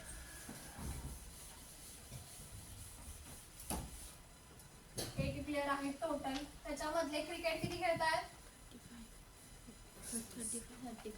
35. त्याच्यानंतर 42 हॉकी खेळतात. किती आहे? 42. आणि फुटबॉल किती खेळतात? 25. नेक्स्ट बघा. 8 play both cricket and hockey म्हणजे क्रिकेट पण खेळतायत आणि हॉकी पण खेळतायत. म्हणजे काय आलं? सी इंटरसेक्शन एच आला तुमचा. बरोबर ना? क्रिकेट आणि हॉकी दोन्ही खेळतात. ते काय आले? अँड आले बघा तिथं. म्हणून मी इंटरसेक्शन घेतलाय. का घेतलाय इंटरसेक्शन समजलं का? तिथं ऑर म्हटलंय का त्यांनी? नाही म्हटलेलं, अँड म्हटलंय. बोथ क्रिकेट अँड हॉकी किती आहेत प्लेयर? 8 आहेत. त्याच्यानंतर क्रिकेट आणि फुटबॉल म्हणजे सी अँड एफ किती आहेत? 7 आहेत. ओके. आणि नेक्स्ट काय आहे? 10. पण ते काय आहे? क्रिकेट अँड फुटबॉल क्रिकेट आणि फुटबॉल आहेत का? हा क्रिकेट अँड फुटबॉल 10. आणि अजून काय राहिलं? हॉकी आणि फुटबॉल 7. हॉकी आणि फुटबॉल राहिले का? 7. 7 आहे. बरोबर. त्याच्यानंतर पुढे अजून दिलंय तुम्हाला. अजून काय दिलंय? 3 प्ले ऑल द फ्री म्हणजे तिन्ही गेम खेळणारे किती आहेत? 3 जण आहेत. म्हणजे क्रिकेट पण खेळतायत, हॉकी पण खेळतायत आणि फुटबॉल पण खेळतात. असे किती प्लेयर्स आहेत? 3 प्लेयर्स. समजते? आता विचारले काय बघा. How many players are playing only one game. एकच गेम खेळतात असे पण शोधायचे आहेत. आणि खालचा क्वेश्चन वाचा. How many players play exactly 2 games. आता एक गेम खेळणारे किती येणार बघा बरं. सांगा मला किती येतील. आता 2 गेम खेळणारे कसे फाइंड करणार आपण? सी आणि एच आहे. बरोबर ना? आणि तिन्ही पण खेळणारे पण आहेत आपल्याकडे. बरोबर. मग जेव्हा तुम्ही क्रिकेट आणि हॉकीचं बघत असाल तेव्हा तुमचे प्लेयर्स 2 गेम साठी आधी आपण बघूया, मग 1 गेम साठी बघूया. 2 गेम्स जर तुम्ही बघत असाल तर क्रिकेट आणि हॉकी खेळणारे किती प्लेयर्स आहेत? 8 आहेत. पण हे तिन्ही पण आहेत ना, ह्याच्यामध्ये पण आहेत. बरोबर. म्हणजे हे ह्याच्यामधनं काय होणार? मायनस होणार. कारण क्रिकेट आणि हॉकी खेळणारे ह्याच्यामध्ये पण इन्क्लूड आहेत. आणि टोटल पण तुम्हाला दिलेले आहेत. म्हणजे किती येणार? 8 - 3 5. समजतंय? त्याच्यानंतर दुसरं क्रिकेट आणि तुमचा फुटबॉल त्याचे प्लेयर्स किती आहेत? 8. आणि ते त्याच्यामध्ये पण इन्क्लूड आहेत. म्हणजे त्याच्यामधनं पण मायनस किती आलं? 7. त्याच्यानंतर हॉकी आणि तुमचा फुटबॉल त्याच्यामध्ये किती प्लेयर्स आहेत? 7. आणि टोटल किती आहेत? आणि ह्या सगळ्याचे टोटल म्हणजे तुमचे 2 गेम्स खेळणारे प्लेयर्स 16. काय येतील ते? 5 + 7 + 4 12 + 4 16. आहे का ऑप्शन? आहे का ऑप्शन? 16. आता 1 गेम खेळणारे कसे काढणार सांगा. 1 गेम खेळणारे सांगा बघू जरा लॉजिक वापरून. का लॉजिकचं लेक्चर झालं? तुम्ही सांगा मग मी सांगते परत काय करायचं. आता तुम्हाला तिन्हीसाठी वेगळे वेगळे काढायला लागणार ना. ओनली सी मध्ये किती आहेत? ओनली तुमचे हॉकी मध्ये किती आहेत? आणि ओनली एफ मध्ये किती आहेत? आता देताना तुम्हाला सी चे वेगळे दिलेले आहेत. 35 दिलेत. बरोबर ना? मग सी चं काढताना तुम्हाला सी मध्ये आता खाली बघा.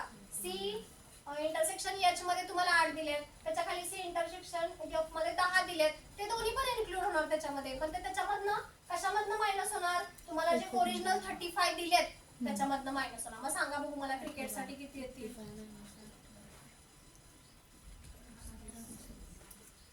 28 आता हे 2 गेम्स, आता हे जे तुम्ही फाइंड केलं ना हे तिथं घ्यायचे. हे 2 गेम साठी आधी मी का फाइंड केलं, तुम्हाला 1 गेम साठी काढायचं ना. मग सी आणि एच खेळणारे आपण हे 5 ह्याला पण पकडून काढले ना, मग हे घेताना इन्क्लूड करायचे. म्हणजे तुमचं ओनली सी साठी किती येणार सांगा.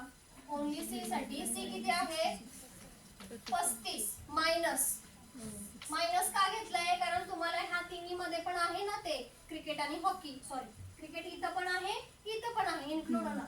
म्हणजे 5 + 7 + 3 तो तिकडचा पण इन्क्लूड होणार, कारण तिथं पण तुमचे प्लेयर्स आहेत. म्हणजे काय येणार 5 + 7 + 3. हा फक्त ओनली सी साठी झाला.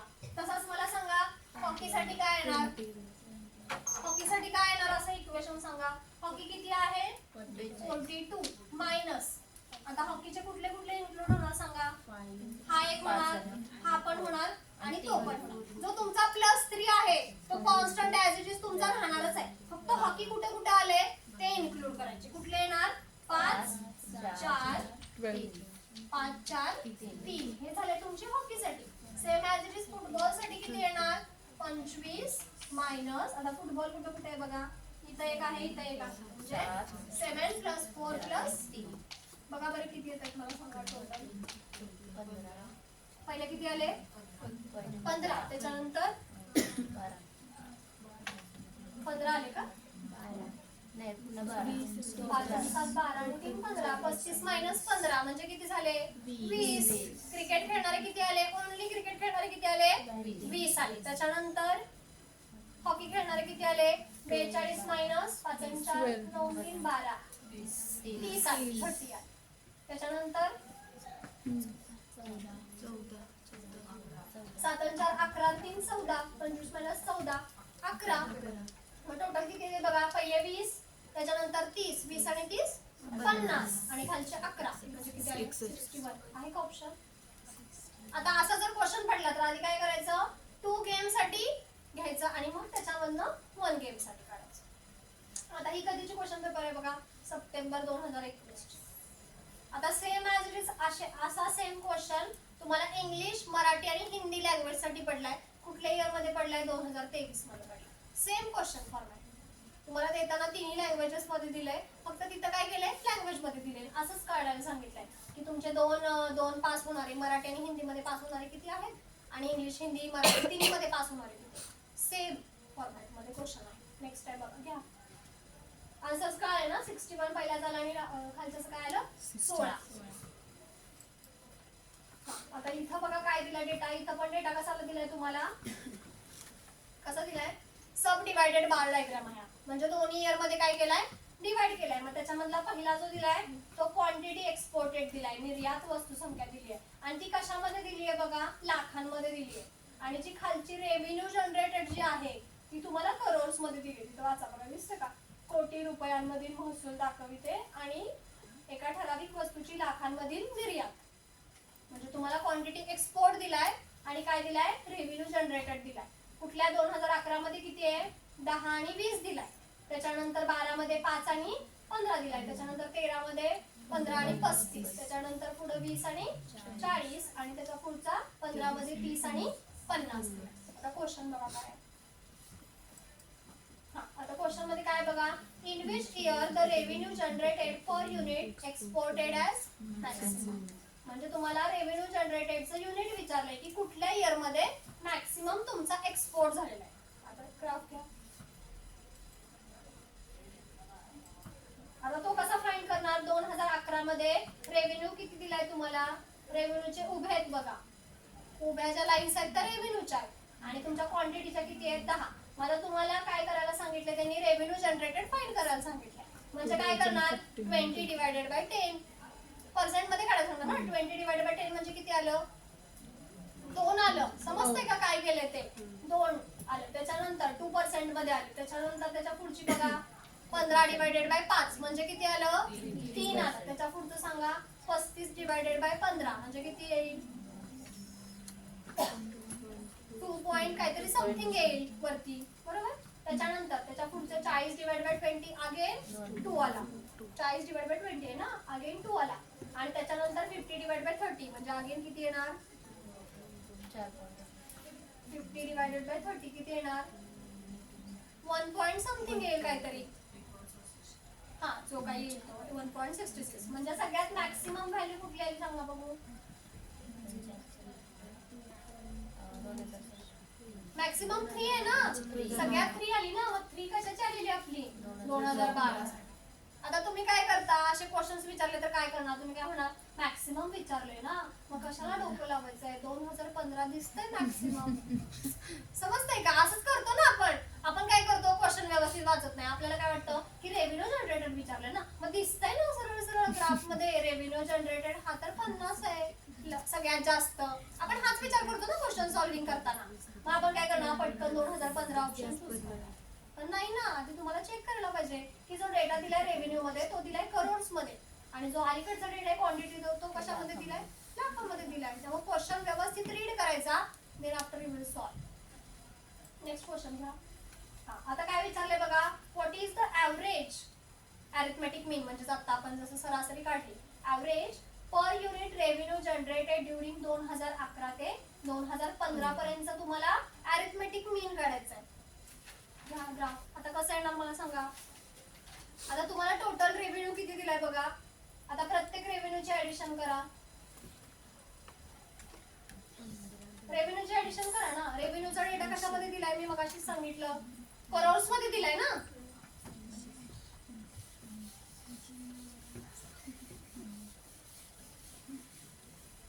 आता रेव्हेन्यूचा डेटा तुम्हाला कशामध्ये दिलाय करोड्स मध्ये दिलाय. 20 प्लस 15 किती आलं 35 35 70 70 प्लस 40 110 आणि त्याच्यानंतर 50 म्हणजे किती आलं 160. पण तो तुम्हाला डेटा कशामध्ये दिलाय करोड्स मध्ये दिलाय म्हणजे त्याच्या पुढे किती शून्य येणार.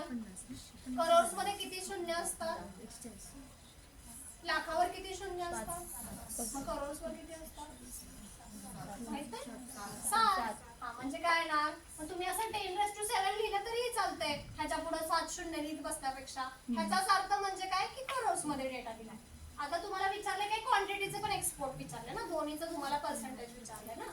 मग क्वांटिटीचं किती आहे बघा 10 आणि 5 15 आणि 15 30 आणि 20 50 आणि 30 80 दिलं आणि तुम्हाला तो डेटा कशामध्ये दिलाय 10⁻⁵.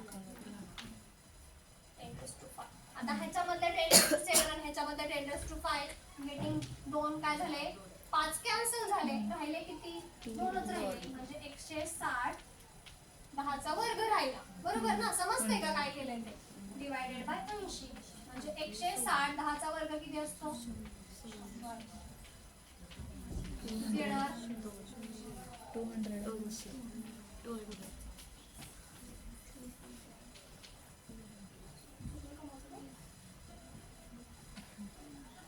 आलं ना.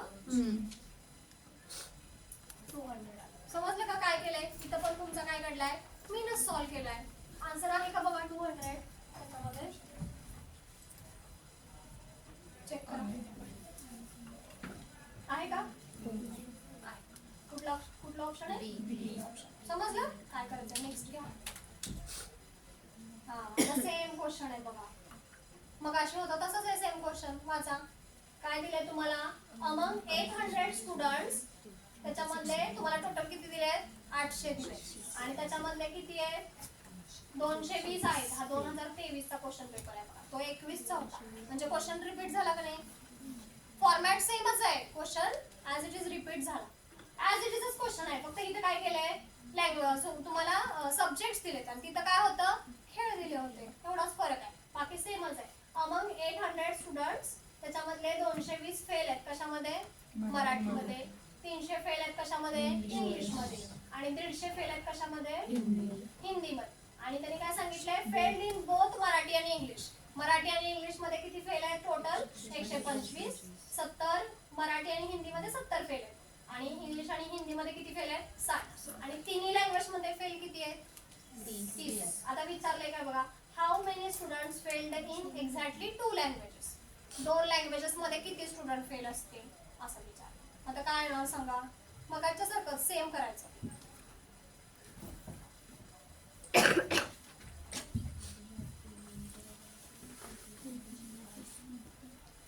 किती आहे टोटल 800.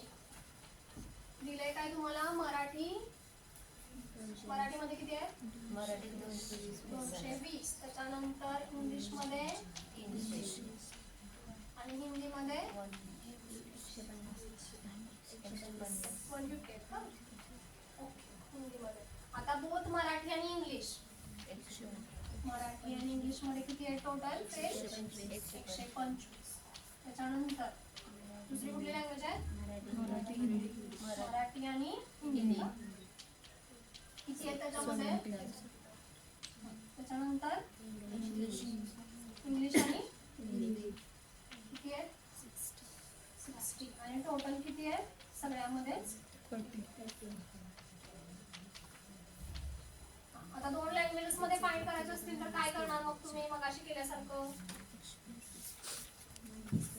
सांगा.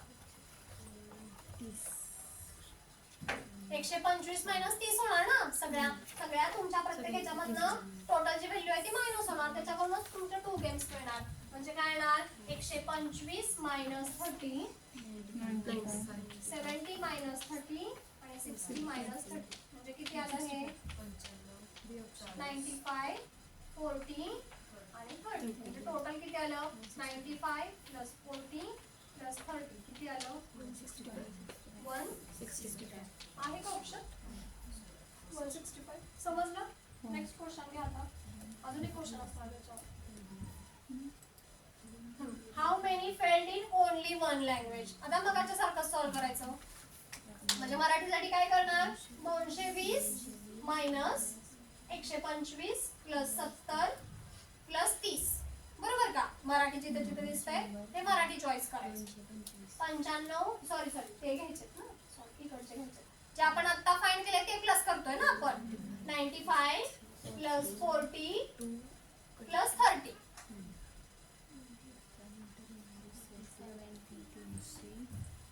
म्हणजे काय आलं पहिलं 220 मराठीसाठी ओनली मराठीसाठी 95 प्लस काय घेतलंय 40 प्लस 30 बरोबर आहे का. किती येते बघा बरं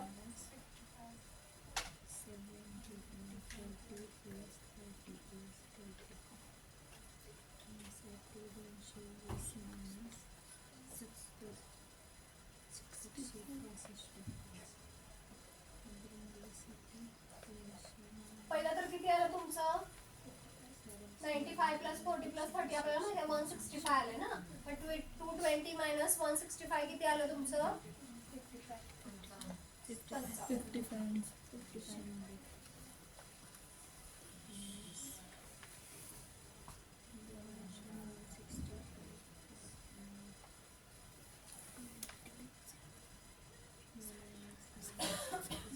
आहे का हां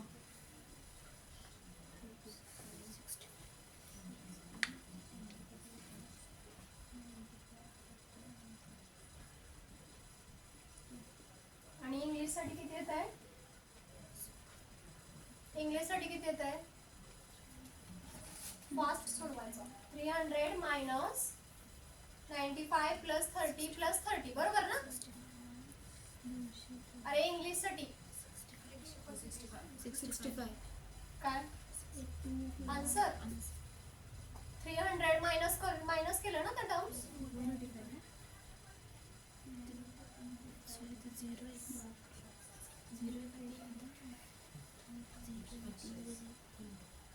एकशे 45 आला ना इंग्लिश साठी 145 आणि तुमच्या ह्याच्यासाठी हिंदीसाठी 150 मायनस कुठले कुठले घेणार 40 30 40 आणि 30 70 आणि 30 100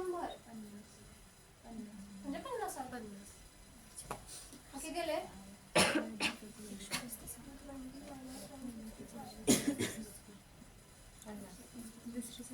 टोटल पाहिजे ना आपल्याला टोटल किती आली मग नाही आपण टोटल घेतोय ना आन्सर आलेल्याची टोटल घेतोय ना. मग पहिल्याचं आन्सर किती आलंय तुमचं 55 ओनली मराठीसाठी 55 त्याच्यानंतर ओनली इंग्लिश साठी किती आलंय 145 आणि तुमच्या ओनली हिंदीसाठी किती आलंय अरे सॉल्व केलं ना तुम्ही मग किती आलंय 250 का 150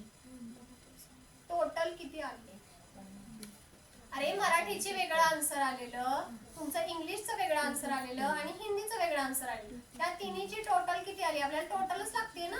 250. पहिलं तर 55 आलंय ते तुम्ही सांगितलं मला. त्याच्यानंतर 145 आलंय. मग 145 आणि 55 किती झालं? 200. आणि लास्टचं आन्सर किती आलं? 150. टोटल किती झालं? 250. आहे का ऑप्शन 250? काय झालंय? काय झालंय? चुकलंय का? माझं चुकलंय का? तुमचं चुकलंय? आता हे समजले ना तुम्हाला? 220 मायनस 95 प्लस 40 प्लस 30. हे का घेतलंय मी? कारण तुम्हाला फक्त मराठी हवंय. मग मराठी कुठे कुठे दिसते बघा ना. इथं मराठी आहे म्हणून मी 95 घेतलंय. इथं मराठी आहे म्हणून मी हा 40 घेतलाय. आणि लास्टला पण तुमचं मराठी आहे म्हणून मी तिथं 30 घेतलंय. हा झाला तुमचा मराठीसाठी. त्याचा आन्सर किती आलाय? 55 म्हटलं ना. हा. त्याच्यानंतर इंग्लिश साठी काय आहे तुमचं तर मला सांगा. 300 मायनस इंग्लिश इथं पण दिसतंय म्हणजे 95 येणार. इंग्लिश इथं पण दिसतंय म्हणजे 30 आला. आणि खाली पण दिसतंय म्हणजे किती आलं? 300 मायनस 145 आहे का? नाही टोटल किती येते? 155 येते म्हणजे 300 मायनस 155 म्हणजे आन्सर किती आलं? 145. तसंच ऍज इट इज तुमचं हिंदीसाठी काय येणार? 150 मायनस 70. 70 नाही हा घ्यायचा. सॉरी. काढलेला. 40 40. प्लस 30 प्लस 30 म्हणजे किती आला? 150 मायनस 100 किती आला? 50. 50 म्हणजे टोटल किती आली? 55 प्लस 145 प्लस 50. म्हणजे किती आलं टोटल? 250. आहे का ऑप्शन? हो.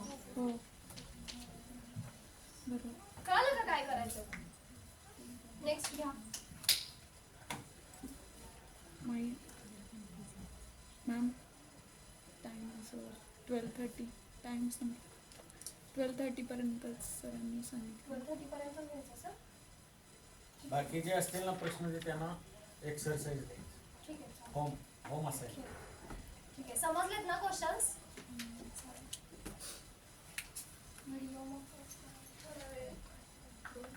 आहेत ना. मग नेक्स्ट क्वेश्चन. हा आता इथं काय दिलंय बघा तुम्हाला. The following is the information about area of states and population. म्हणजे स्टेट मधला डेटा दिलाय तुम्हाला, त्याच्यामधला एरिया दिलाय आणि पॉप्युलेशन दिले. आता ह्याच्यामध्ये पण बघा जो एरिया दिलाय तो कशामध्ये दिलाय? स्क्वेअर तुम्हाला किलोमीटर मध्ये दिलाय बरोबर ना. आणि जे पॉप्युलेशन दिले ते कशामध्ये दिले? लॅक्स मध्ये दिले. आणि क्वेश्चन काय विचारलंय बघा. Which is the most thickly populated state. आता ह्याच्यामधला जो तुमचा थिकली पॉप्युलेटेड स्टेट आहे तो काय करायचा आपल्याला? फाइंड आउट करायचा. आता तुम्हाला पॉप्युलेशन लॅक्स मध्ये दिले म्हणजे जी तुम्हाला व्हॅल्यू दिली आहे 16 त्याला काय करणार तुम्ही? प्रत्येक ह्याला लॅक न मल्टिप्लाय करणार. डिवायडेड बाय काय करणार? तुमचा एरिया घेणार. आता काय येणार बघा. मग पहिलं जर 16 आहे म्हणजे 16 इंटू काय येणार तुमचं? 1 लाख येणार. तो पण तुमचा पर्सेंटेज मध्ये डेटा येणार म्हणजे 16 इंटू 1 लाख डिवायडेड बाय काय येणार? 80,000. ह्याचे पर्सेंटेज काउंट करायचे. त्याच्यानंतर सेम ॲज इट इज बी साठी पण काय येणार तुमचं? 10 दिलाय म्हणजे 10 इंटू 1 लाख डिवायडेड बाय 30,000. असं प्रत्येक तुम्हाला स्टेट साठी फाइंड करायला लागणार. आणि मग जो तुमचा ठीक असेल तो काय झाला? तुमचा आन्सर झाला. बघा बरं चेक करून काय दोन्हीचं पण 20. ए चं 20 आलं, बी चं 20 आलं. सी चं किती येते बघा? 4 इंटू 1 लाख डिवायडेड बाय 10,000 आहे म्हणजे त्याचं तुमचं 40% येईल. आणि जो लास्ट येणार आहे तुमचा 3 इंटू 1 लाख 3 तुमचा 3 लॅक्स डिवायडेड बाय तुमचा 5,000 हा येणार आहे 60. म्हणजे हायेस्ट पॉप्युलेशन डेन्सिटी कशाची आली तुमची? डी ची आली. समजलं का कसं करायचं? त्यामुळे डेटा जो दिलाय तो कशा पद्धतीने आधी रिप्रेझेंट केलाय तो बघायचा. करोड्स मध्ये दिलाय, लॅक्स मध्ये दिलाय, थाउजंड्स मध्ये दिलाय. तो आधी चेक करायचा आणि मग क्वेश्चन सॉल्व्ह करायचा. समजलंय?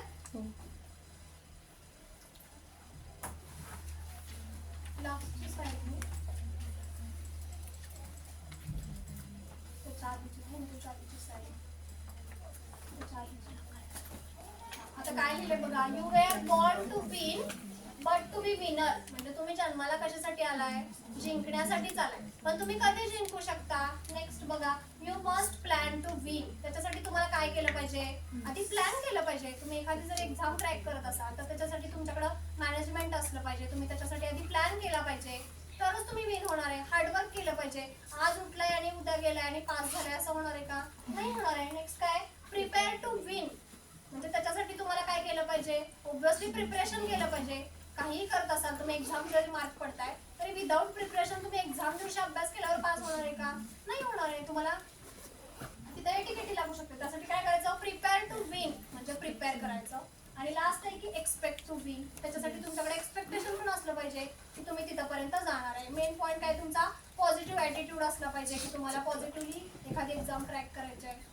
आता नेक्स्ट इयरला मे बी तुमच्यातले होतील 40-50% विद्यार्थी पास होतील, पण तुम्ही फर्स्ट अटेम्प्ट देताना असं नाही म्हणायचं की आम्ही फक्त अटेम्प्ट देऊन बघतो. तो अटेम्प्ट फुल्ली तुमचा दिलाच पाहिजे की आम्ही पास होणारच आहे. त्याच तुम्ही क्वालिफाय होणारच आहे, त्यानेच तुम्ही काय द्यायची, एक्झाम द्यायची. थँक्यू.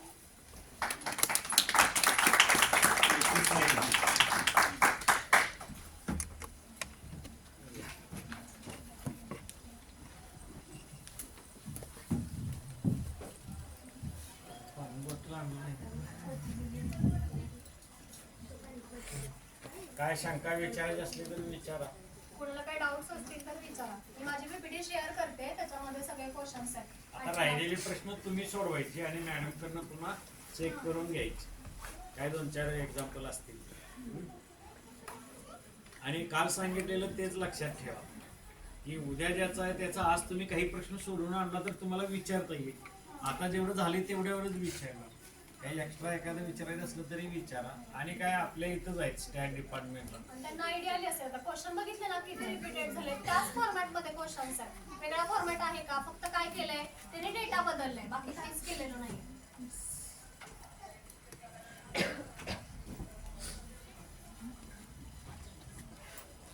चला काय विचारायचं आहे, कोणाला काही डाऊट असेल तर विचारा. चला कोण येते आता.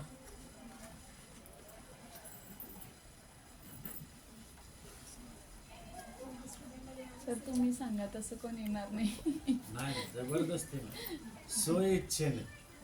त्याला प्रॅक्टिस करायची आहे इथं. त्याला काही चुकलं तर चुकलं, स्व इच्छेनं कोण पुढे येईल ते. जबरदस्ती अजिबात करायची ना. आता नाही नंतर, उद्या करा, परवा करा.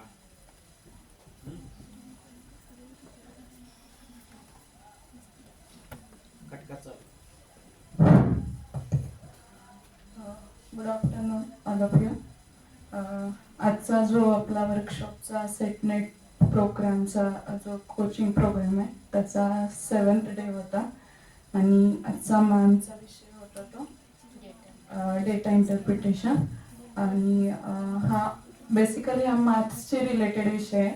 आणि आपण बघायला गेलं की म्हणजे ऑल कॉम्पिटिटिव्ह एक्झाम्सना हा विषय असतोय. सो असं नाही की तुम्ही सेटनेट पुरता मर्यादित हा विषय, सगळीकडेच MPSC असू दे, म्हणजे सगळ्या ऑल कॉम्पिटिशनमध्ये हा विषय येतो. सो मॅमनी जे काही क्वेश्चन घेतले त्याची आपल्याला आयडिया आली असेल की कसे क्वेश्चन पडतात, किंवा डिफिकल्टी लेवल जास्त नाही आहे, बट त्याचं लॉजिक आणि कोणते फॉर्म्युले अप्लाय करतात तिथे ते कळायला पाहिजे.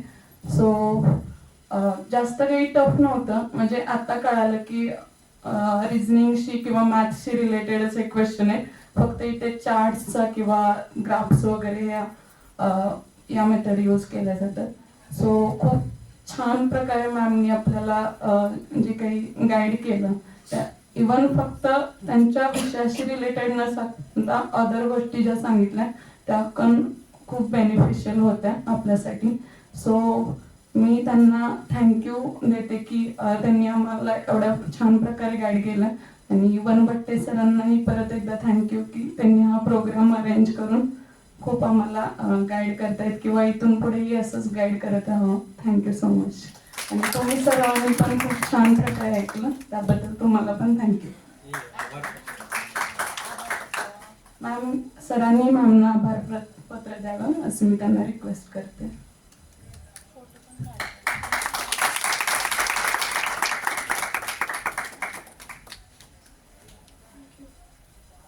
हे जरासं फीडबॅकचं कार्ड बरं ते आपली स्लाईड उघड जरा.